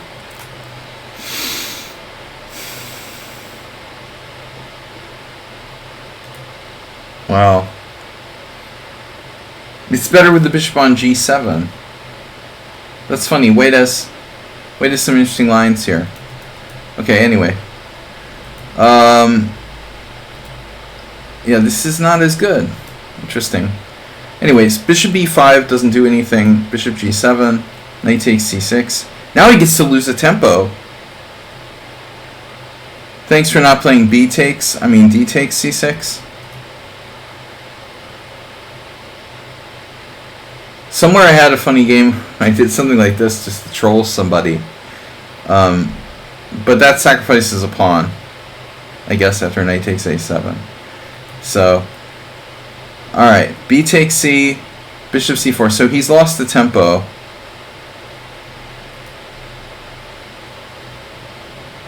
He's lost the tempo playing bishop b5, bishop c4. It's also possible to go here, you know. And for that matter, you could probably play bishop a4, but now he eyes f7. So I told Asterbait that, you know, it's important to kind of like focus on the e5, not allowing white to play for that. So if we play like d6, queen f3, knight f6, e5 takes, queen takes c6 check, bishop d7, this is probably okay. But sometimes they can disrupt our pawn structure with this e5. And it's not ideal. I mean, it's okay for black, sure, but it would obstruct our bishop, create some disharmony in black's position. WJ Loof and Apocalyptic Infrastructure, thank you for joining us. Thank you for joining us. Tempo Loser. WJ Loof, welcome. How are things in America? Bishop c4. Yeah, but Asterbait plays a strange move now. Queen a5 check. That's not really principled. What I want to do is knight f6, and if e5 then queen a5 check is really good. So you're Asterbait, you're giving away your you know, your secrets here. Play knight f6 and then play queen a5 check, right? What I was anticipating was knight f6, knight c3, and then he's threatening to play e5.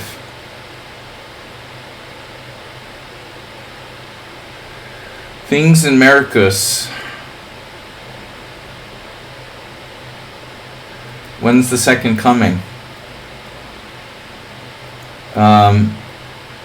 Knight c3, castles, e5.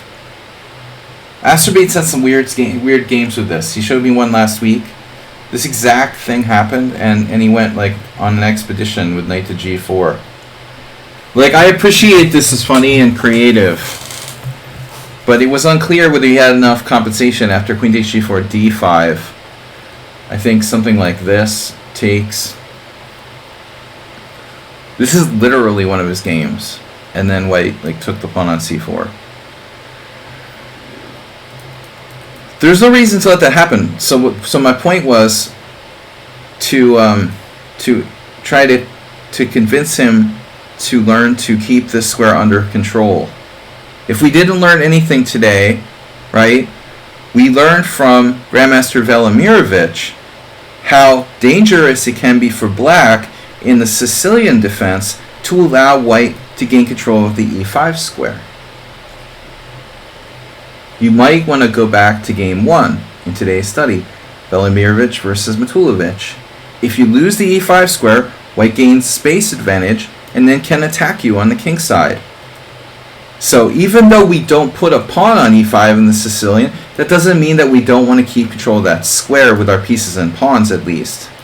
we can keep control of e5 without actually occupying that square. And I think that's what Asterbate was trying to do with queen a5. But what I'm going to suggest is that you try to do it either with queen c7 or d6. And you will see a lot of people who are making these like pawn sacks. For example, e5 here. And this actually might be viable. But there's a nasty trap that you have to be aware of. You know, if white goes in, it's a roach motel. So they don't have roach motels in Europe. I mean, they do have roach motels, but not like literal like raid roach motels. So bishop takes a7, e6, and you're in the roach motel, and you can't get out of roach motel, like once you get in. That's a nice trap to know, though, you know, because like 9 out of 10 noobs would take this pawn. And then you just eat the bishop with e6 and king e7. You know, as long as there's no way he can cut you off from controlling this diagonal. But the stronger player might play this position with white as a long-term pawn sack. But I would say the easier thing to do is try to control the square with the queen using this diagonal. You know, while your queen a5 is interesting and fun, it's a little bit more exposed to attack. It might be safer to just go here. Alright, anyway. So you played queen a5, white plays c3, and then you play d5. So, well, you know, it would be logical to play knight f6. Uber driver, have you been diagnosed with OCD? By any chance?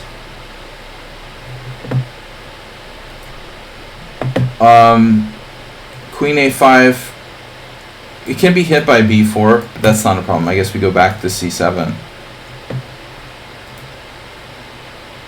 So c3 here.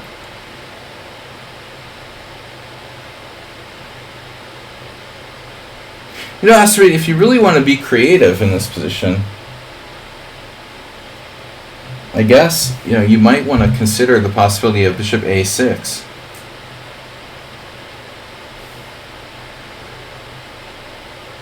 It's an idea.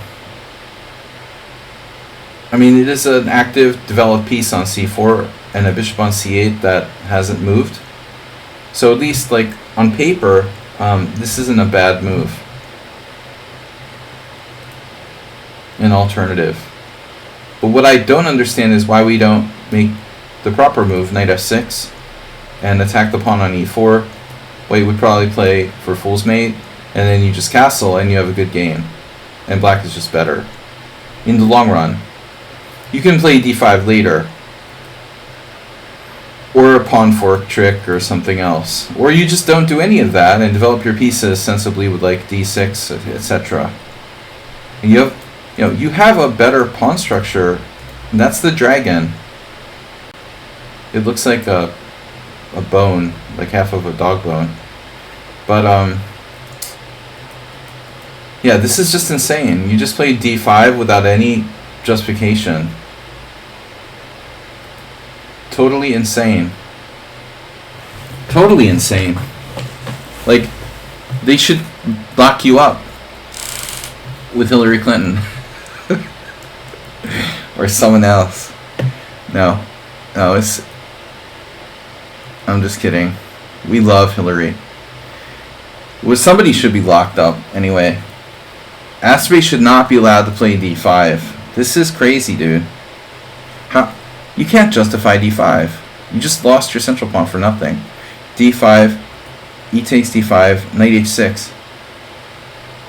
So what does knight h6 do? You could just as easily play knight f6. I mean,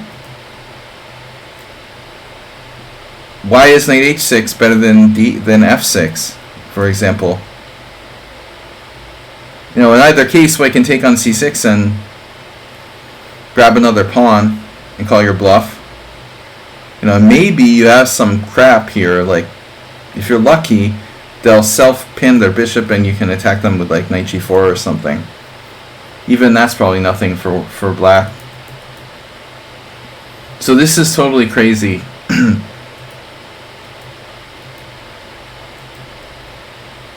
Yeah, maybe one of the worst games we've seen from Masturbate, honestly. I think that he needs counseling after seeing this game. He said he had a bad week, and I agree. But this move takes the cake. This is like, ugh. Too many quotes from Arsenal fan about like pawn structure being overrated in the street lately. I'm thinking, alright, I know that we had this tournament several times pop up with the Nigel Short quote. When you see that Nigel Short quote pop up where it says like pawn structure is the most overrated thing in like modern chess or whatever, I think you need context. When Nigel Short was quoted as saying that, I mean, the guy's probably talking about like at grandmaster level, you know. He's not talking about players at 1700 like online chess level, you know, are paying too much attention to pawn structure. Pawn structure is really, really important, and it's not something that average chess players pay too much attention to. If anything, they don't pay enough. So sometimes these quotes can be dangerous, you know. Putting random Nigel Short quotes. Nigel Short got fed up because like too many 2500 players were playing like technical chess against him or something. I don't know. But it's like, in general, most people don't pay attention enough to pawn structure. We don't have like a massive pandemic of people paying too much attention to like pawn structure. This is a disaster for black. So after bishop e6, okay, you trade off his most active piece, but dude, yeah, look at your pawn structure. He has 4 on 1. You know, if we count c6 as a pawn. On the queen side, you got double Isolani here. Your king is exposed. The guy could just trade on h6, and then it's like, okay, you have a lead in development, but you're just hopelessly lost here with almost no chance without many pieces left on the board. This is terrible. Bishop takes e6, f takes e6, and now rook e1. White needs to be careful because he doesn't have a lot of development. Notice all of the pieces on the back rank. You know, so obviously something could go wrong here. My first thought for white is trade. And it's not that clear how much damage that bishop on h6 can do to white's position. Because honestly, like, well, what's it going to do? You know, is it going to go to f4, back to d6, queen e5, and then we have a mate on h2? Well, that takes forever. In the meanwhile, like, white's going to have some threats on the light squares. It's just lost for black. You know, so he could simply trade. But rook e1, weakening the f2 square, that's probably one of the worst things white could, one of the worst practical decisions white could make. Like to leave f2 only protected by his king. And even so, it looks like there's still not a win for black. We don't have knight g4. It's not that easy to attack f2. So after he plays this, and again, I don't know. I mean, white has to develop their pieces. And then he doesn't. So now queen f5 is a possibility. Rook takes f2, queen f5,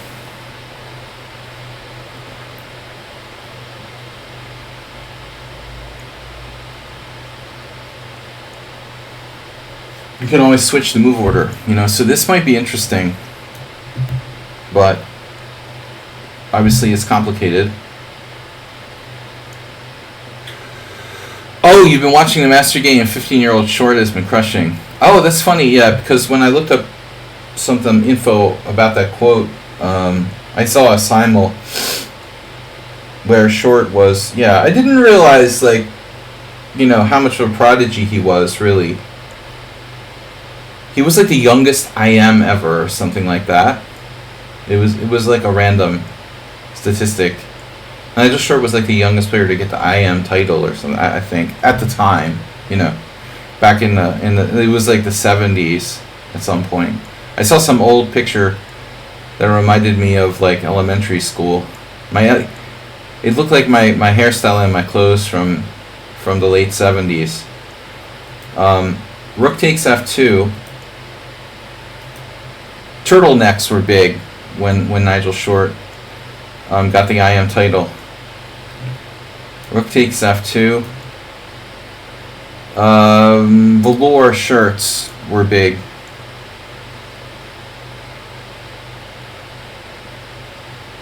So rook takes e6. So Acerbate's move, you know, this fails because White has like multiple ways to defend, right? You've got rook e2, obviously, and you know, maybe queen e2, at least. The guy played queen e2 and then knight g4. And all we've got is a stinking one-move threat of knight takes f2. So it's still going to take more blunders from White to lose the game. Like, White really has to try to lose here, essentially. So he does. He plays f3. Now,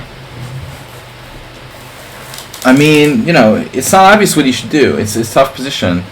He wants to like defend f2, but bishop e3 like cuts off the rook. So White logically concludes that his best way of defending it would be to push the pawn. But what did we say earlier?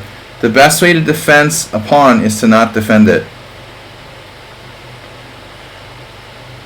So the bottom line is like, okay, queen takes f2 is not really a threat because trading queens isn't a threat. And knight takes f2, it just doesn't really threaten anything. It's just a pawn. So White doesn't need to play f3, you know? He literally doesn't need to play f3. He could play anything. But this weakens his kingside. So now there's queen c5 check. What else? Asterbate really lost his mind now. He played rook takes c6. So queen c5 check. Now, obviously, if queen c5 check, king h1, we have this check, double check, and mate. But White has bishop e3, ironically, which might be okay. You know, also king f1, knight h2 check gets kind of crazy. But I think like bishop e3 looks pretty safe.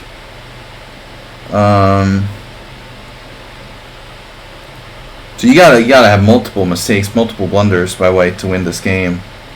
You took on c6. This simply doesn't work. So now he takes, and he's up a rook. And he's covering c5, so you don't have any immediate threat. Even like rook d8 doesn't threaten anything. Literally. A disaster game by Asterbate. And then knight takes h2, just totally irrelevant. Another move that simply doesn't threaten anything. Wow. He just took a pawn, who cares? He takes it, check with the bishop, king g1, and now queen h5. And White's still winning. Calmly defending here. I would guess bishop e3, you know, so we can just cover with the bishop back or whatever.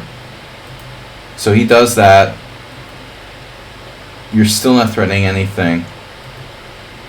Oh my god.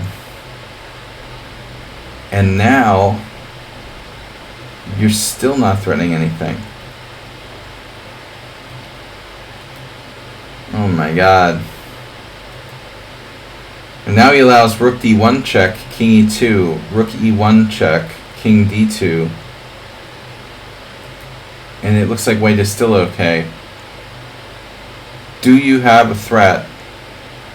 King can come out here on the white squares if you try to move the queen to f4 or g5. Check, king g7, bishop e3. queen d7, check, and now king c2 is mate in 1. King c2 is mate in 1. Mule Skinner, good to see you back. It's been a long time. Please suggest tactics book. Oh my god. You need to read the blogs on lichess. That's not my department. Queen d7 check. Queen d7 check, bishop d4, obviously. And, you know, the other thing is that this loses to rook d1 check. So there's two ways that white can lose. He can play king c2 and get mated in 1, or he can play queen d3 and lose his queen, and probably be losing, I guess. Queen d3, rook d1, check, king takes, queen takes check. I'm not even sure about this, honestly. I'm not sure that white is losing here. Let's see. It's complicated. No, it's like, it's very unclear. Anything could have happened here. So he can give up his queen and still have enough material. This is the only way to lose, basically, allowing mate in 1. That was a nice mate in 1. Nice job, Asterbait. Maybe the worst game you ever submitted. But you got a beautiful mate in 1. Alright, and then the last game, Richard Smith. Thank you, Mule Skinner, for subscribing with Prime. Just 68 months, nothing much. Yeah, I don't do tactics for 1,000 to 1,400 recommendations, but there's lots of annoying bloggers who post like really clickbaity bullshit blogs on lichess if you want to look into that. Okay, so this is game 6. Richie Smith versus Colin Purdue. Colin Powell. Alright. Colin Purdon. So Richard is playing white with e4. He's away at chess club now. At drinking club. Sorry. e4 is c5, knight f3, knight c6, d4, takes, e5, Kalashnikov. He said this was his first game facing Kalashnikov in over the board chess. And yeah, I mean, this opening's not that commonly, this variation's not that commonly played on average. Asteroid, that, you know, you've submitted a lot of games over the years. That was probably the worst game we've ever seen from you. You know, make sure you don't forget to take your medication. And an Uber driver as well. I love taking out my frustrations on the viewers here. But no, we're disappointed. Master is not happy with that game, Masturbate. We need better quality. You're focusing too much on results and not enough. Oh no. Oh my god, it's The Exorcist. Oh my god. It's a spirit possessed the chess stream. Late night with a satanic chess streamer. It's a new movie. d6, knight c3. I like this.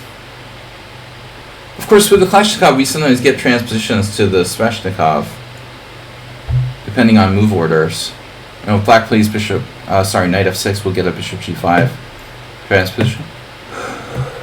Excuse me. I don't know why I'm so tired. Anyway, a6, the seemingly main move.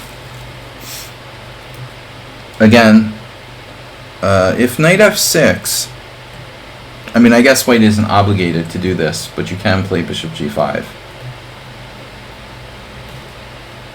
And then we really get a Sveshnikov transposition. If black wants it, you know, I'm not sure he's obligated to go into it either, you know, after bishop g5, b5. Look, it's very confusing, you know, I mean, there's different possibilities. Against somebody I played bishop c4, right?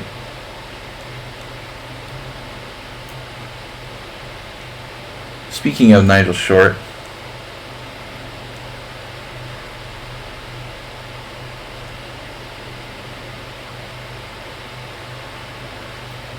Bishop c4 is occasionally seen here. Okay. Knight c3, a6, knight a3, bishop e6. So it is notable that if you look at the statistics, bishop e6 is the move that has the best record here. And I think the sample size is big enough that it should be statistically relevant. But my book on the Kalashnikov is in my storage unit. As a lifelong Kalashnikov, no, you're playing the Kalashnikov. That's different. This is the Kalashnikov. Kalashnikov. As a lifelong spelling bee champion, I assure you that. All right.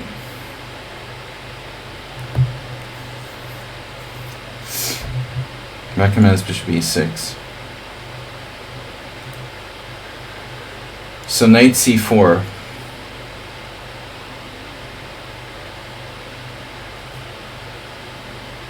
This looks normal, with ideas of bishop g5. So here, I don't know, can white play a4? Looks like bishop e7 isn't so common. So rook b8, rook c8. Yeah, I remember talking about this with one of my students long ago. Maybe last year. We looked at it a little bit. And I think he was of the opinion that I guess it was rook c8 was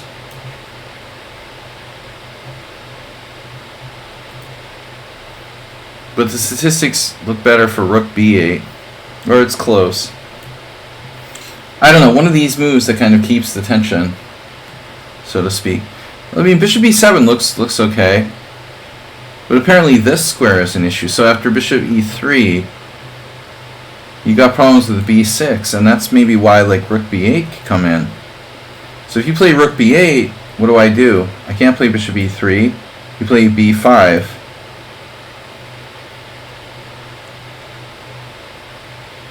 That's embarrassing. That's stupid for white. So those are more modern moves. The rook b8 is probably the most modern. I'm pretty sure that rook c8 was considered standard. So after this, what do? Bishop e3, knight d4. Okay, so this is an idea.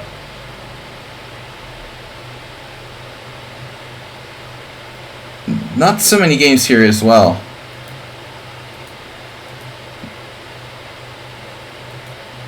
b5 is by far the #1 move.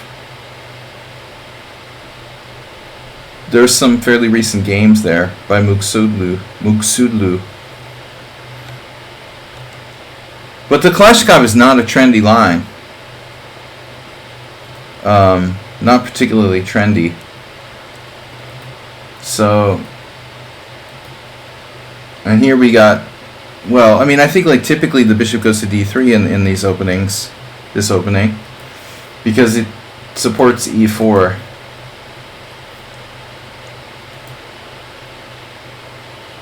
The other thing is like you're going to get hit by the knight coming into d4 when you put the bishop on e2.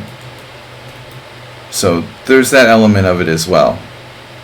Clearly, there's like one game here with bishop d3 though.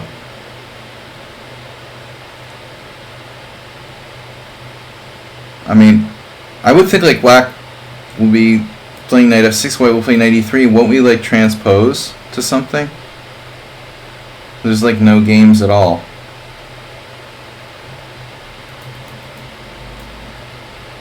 Okay, so I mean, the impression that we're getting here is that if black doesn't do something about it, this b6 square is a problem. So he does bishop e7. You're supposed to play bishop e3. And now what about the b6 square? After knight f6, you just sit your knight on b5. Put something on b5. I mean b6, your other b5. Here, rook b8.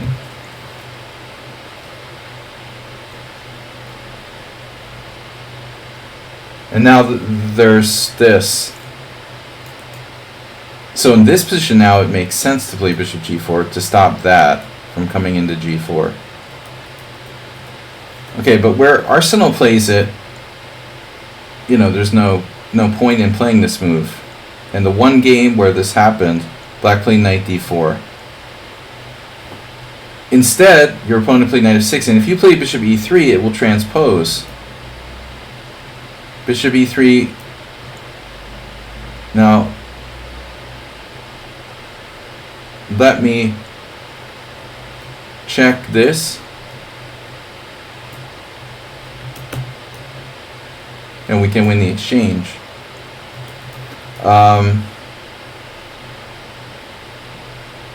But in this case, black can play knight to d7. No, the pawn is just hanging on d6 check. So after knight f6, bishop e3, what should black do? I mean, he could always take this if he had to. What's the engine say? b5 anyway. Allow the knight to go into b6, then play rook b8, then the knight goes to d5, and we transpose to some obscure games. Although there's a Korneyev game with white from 95. White's still okay. So it's interesting. I mean, the position is quite close. This is really tempting, knight d4, which was played in their game. White castled, but the best move according to the computer is bishop d3. Losing a tempo. It's interesting. So your opponent wasn't tempted to play knight d4. He plays knight f6. You played a4. I mean, this clamping makes sense if you can get it. But you can't play a5 without dropping a pawn.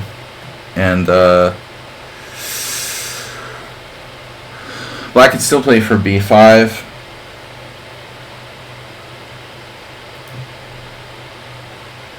It looks like an old Sveshnikov, like Larson used to play without b5.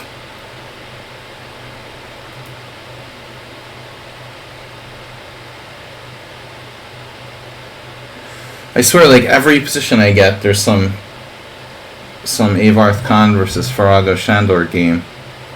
The two the most prolific IMs in First Saturday. So black castles. Yeah, I mean, this guy didn't seem to want to play knight d4. I mean, it's totally natural move, opening up the rook, attacking the bishop at e2.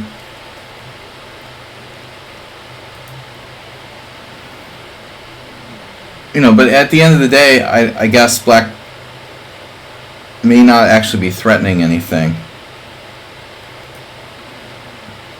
So eventually he does it, though.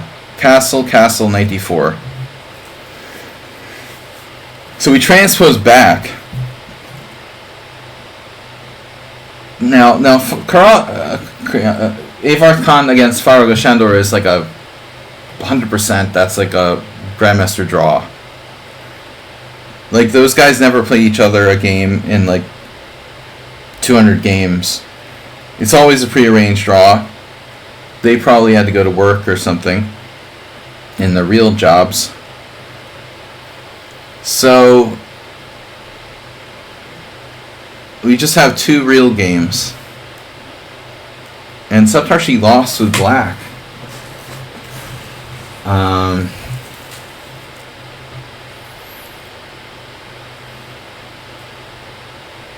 Bishop d3. I mean, it seems like black is okay here. Black now plays queen c7, which is counterintuitive. Blocking the rook.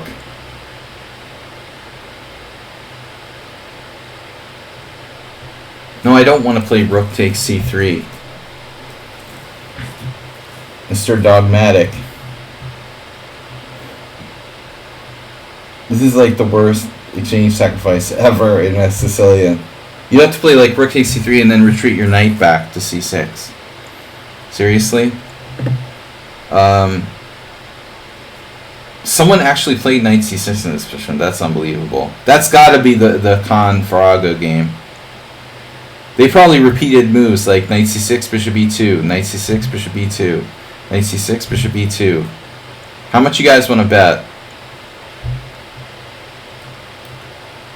No, it wasn't. It was the other game. Wow, unbelievable. Black pulls his knight off of d4 voluntarily. That's so random. So Shandor played queen d7, which looks natural to me. Like, this is kind of a normal move. You can play for bishop d8.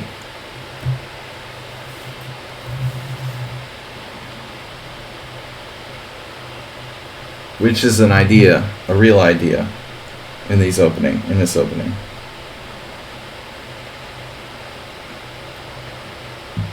Thank you, Captain Obvious. Nice to have you with us tonight. Uber Driver pointed out that the big idea behind knight c6 is to put it on b4.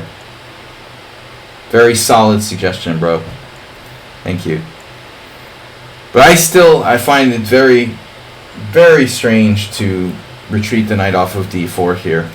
I guess I vote for Shani's move first.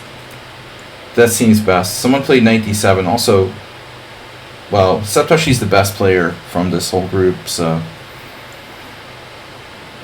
But I mean, this gives up the d5 square. But he's aggressive and he's trying to win. You know, maybe taking some risks. He lost. But this probably seems like the best move to me. Okay, knight queen c7 is a bit odd. And then f4. Ooh.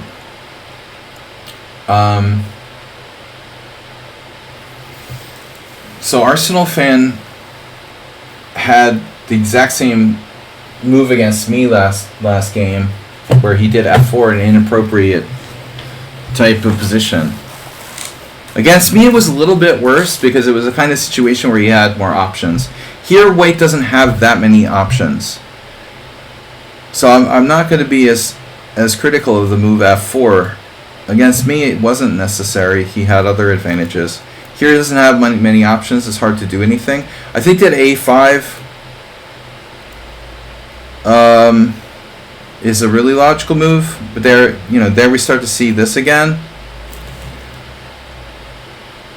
You know, if only we had bishop d2 in, maybe we could indirectly protect that. Another weird suggestion would be queen e1.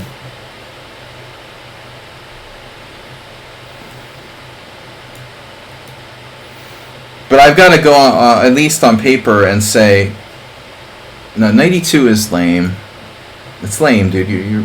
You're abandoning. You know, it's passive.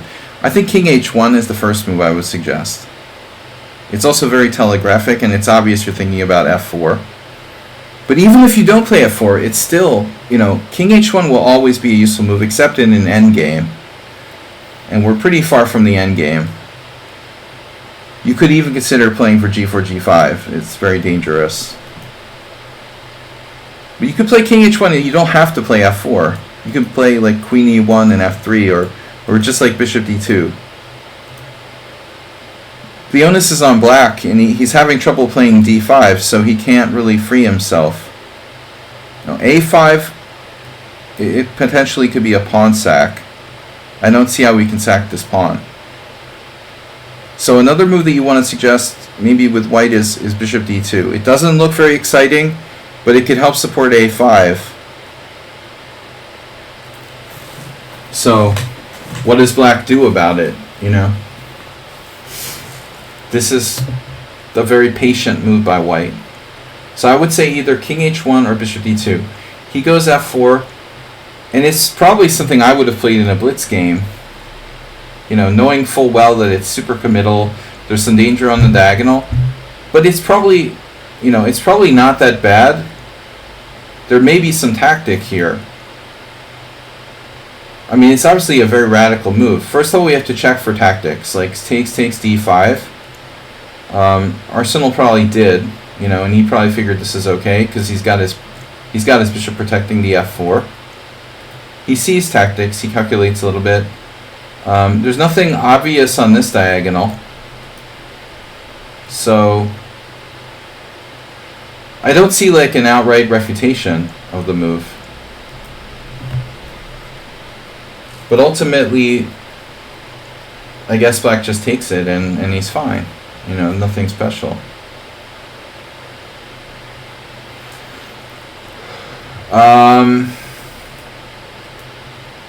Decides to play back with knight c6. Well, it makes sense to anchor the square. This actually looks like a pretty good move.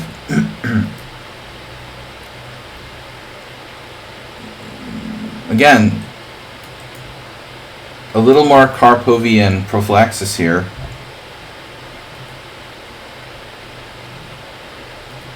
So Arsenal's going with a very kind of obvious moves. Knight d5. Now black can't take with the knight because he loses a piece. So he takes with the bishop. Now, you know, having more space. I mean, this again is very similar to the game that Arsenal lost against me. I don't know when this was played, but dark square blockade and escape and ingen style structure. This opens up though, so black's gonna need to be careful. And against Richie, I had the g6 f5 idea last week. The position was a bit different. I think I don't remember where his bishop was. Was it on e2? Black's now threatening bishop g5. So you played bishop f5. But I don't know that white should go into this. So, I mean, even if f4,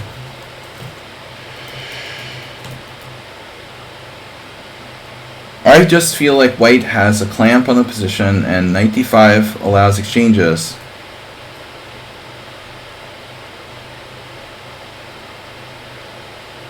It's not necessarily in white's interest to trade all the pieces off.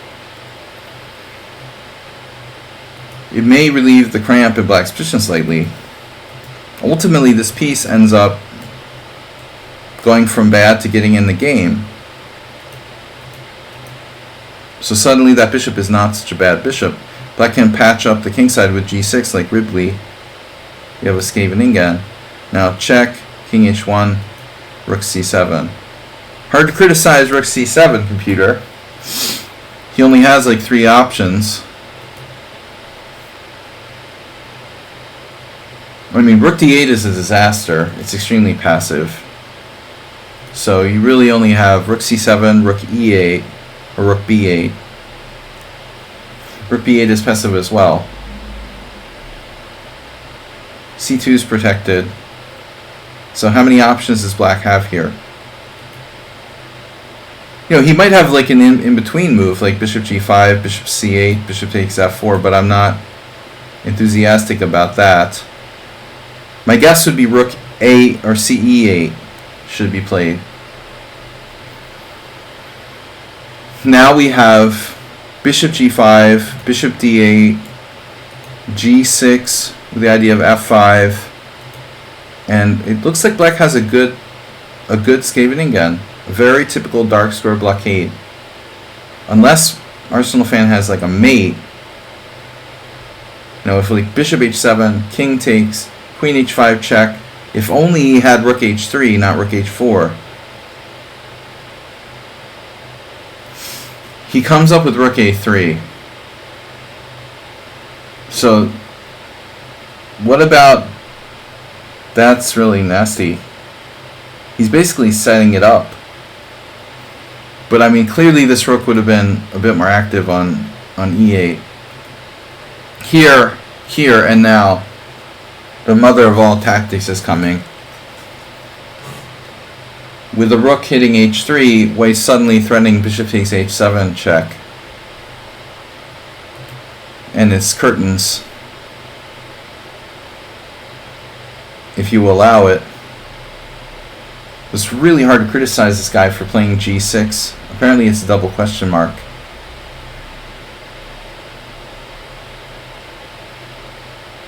I mean, honestly, the other option of going here also boxes him in.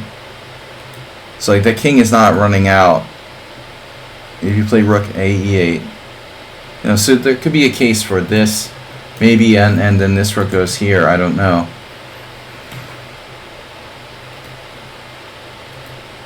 But how do we defend against the threat of bishop takes h7 check? This is the most natural move in the world, and it's apparently no good. But really hard to blame black. I mean, it would have been the first move I'm trying to play. I mean, Arsenal does have some great attacking chances. Like, for example, rook h3.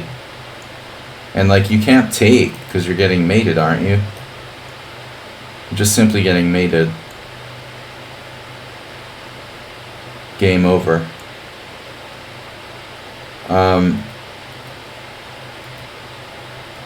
But there's probably something even more dangerous, like rook takes h7 or something.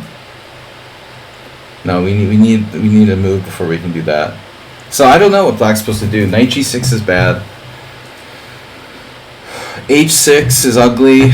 You know, this is on the diagonal with this bishop, so that's a move like I prefer not to make, but it might be better than the game. He had bishop g5, tough move to play. You know, it looks like the kind of move that's walking into tactical shots.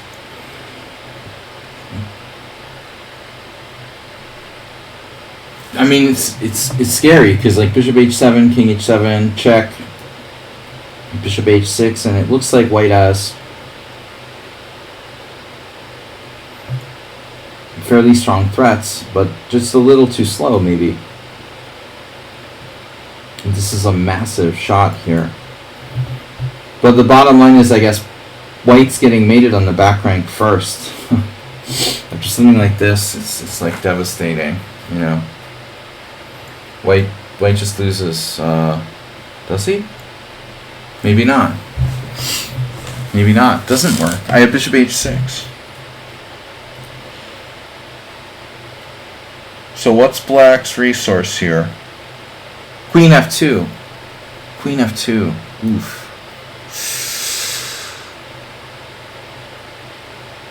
That looks annoying because you got two mating threats. Yeah. It's understandable. Black was scared. You know, he played g6. It looked like a good move. And now, you know, you got all sorts of things you have to calculate. Rook h3.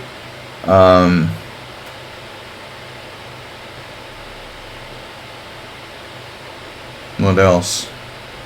Yeah, really, I mean, only rook h3 is really scary. It's actually surprising Arsenal didn't go for this. What happens after rook h3? Then I guess bishop g5.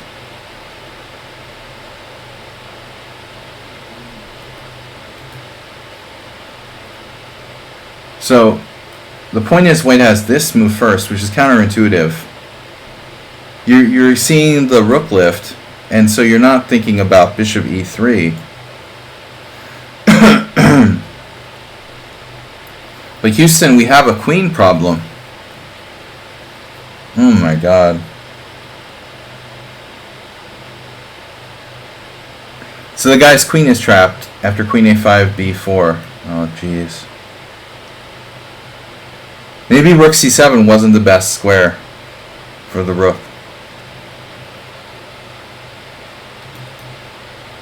Yeah, he missed this bishop e3 move, so he sacks his queen. It's over. There's not enough material. So take. It's almost enough material, but now the black king is compromised. Black's got a rook and a knight for the queen, but his king's too open.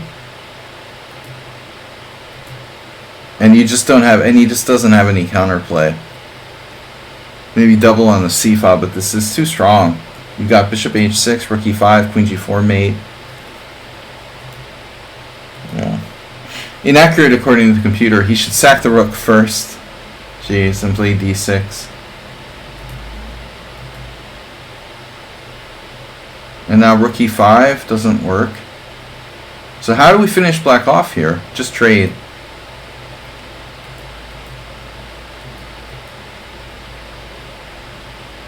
no counterplay.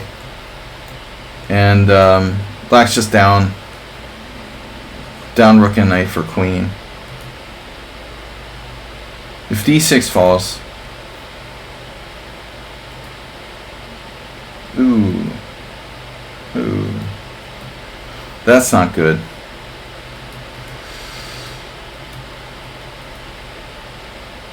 Now, do we have picking up the rook with a check somewhere? Take, check. No.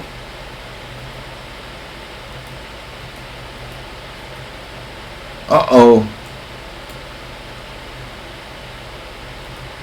Now he does it. He gets a lot of pawns, and this is reasonable. Black gave up here, or lost on time. I don't know. But there's no way he's surviving. Yeah. Arsenal's going to win like all of his pawns. Check, and no perpetuals. Yeah, good game. But I think the the whole f4 plan was a little too direct. Just be careful with that blockade strategy, Richard. Black can have very good defensive resources there. Instead of g6, let's see. What's the evaluation? So apparently he has no h6. No, the queen's trapped anyway. Okay, but I mean, rook c7 was a huge blunder.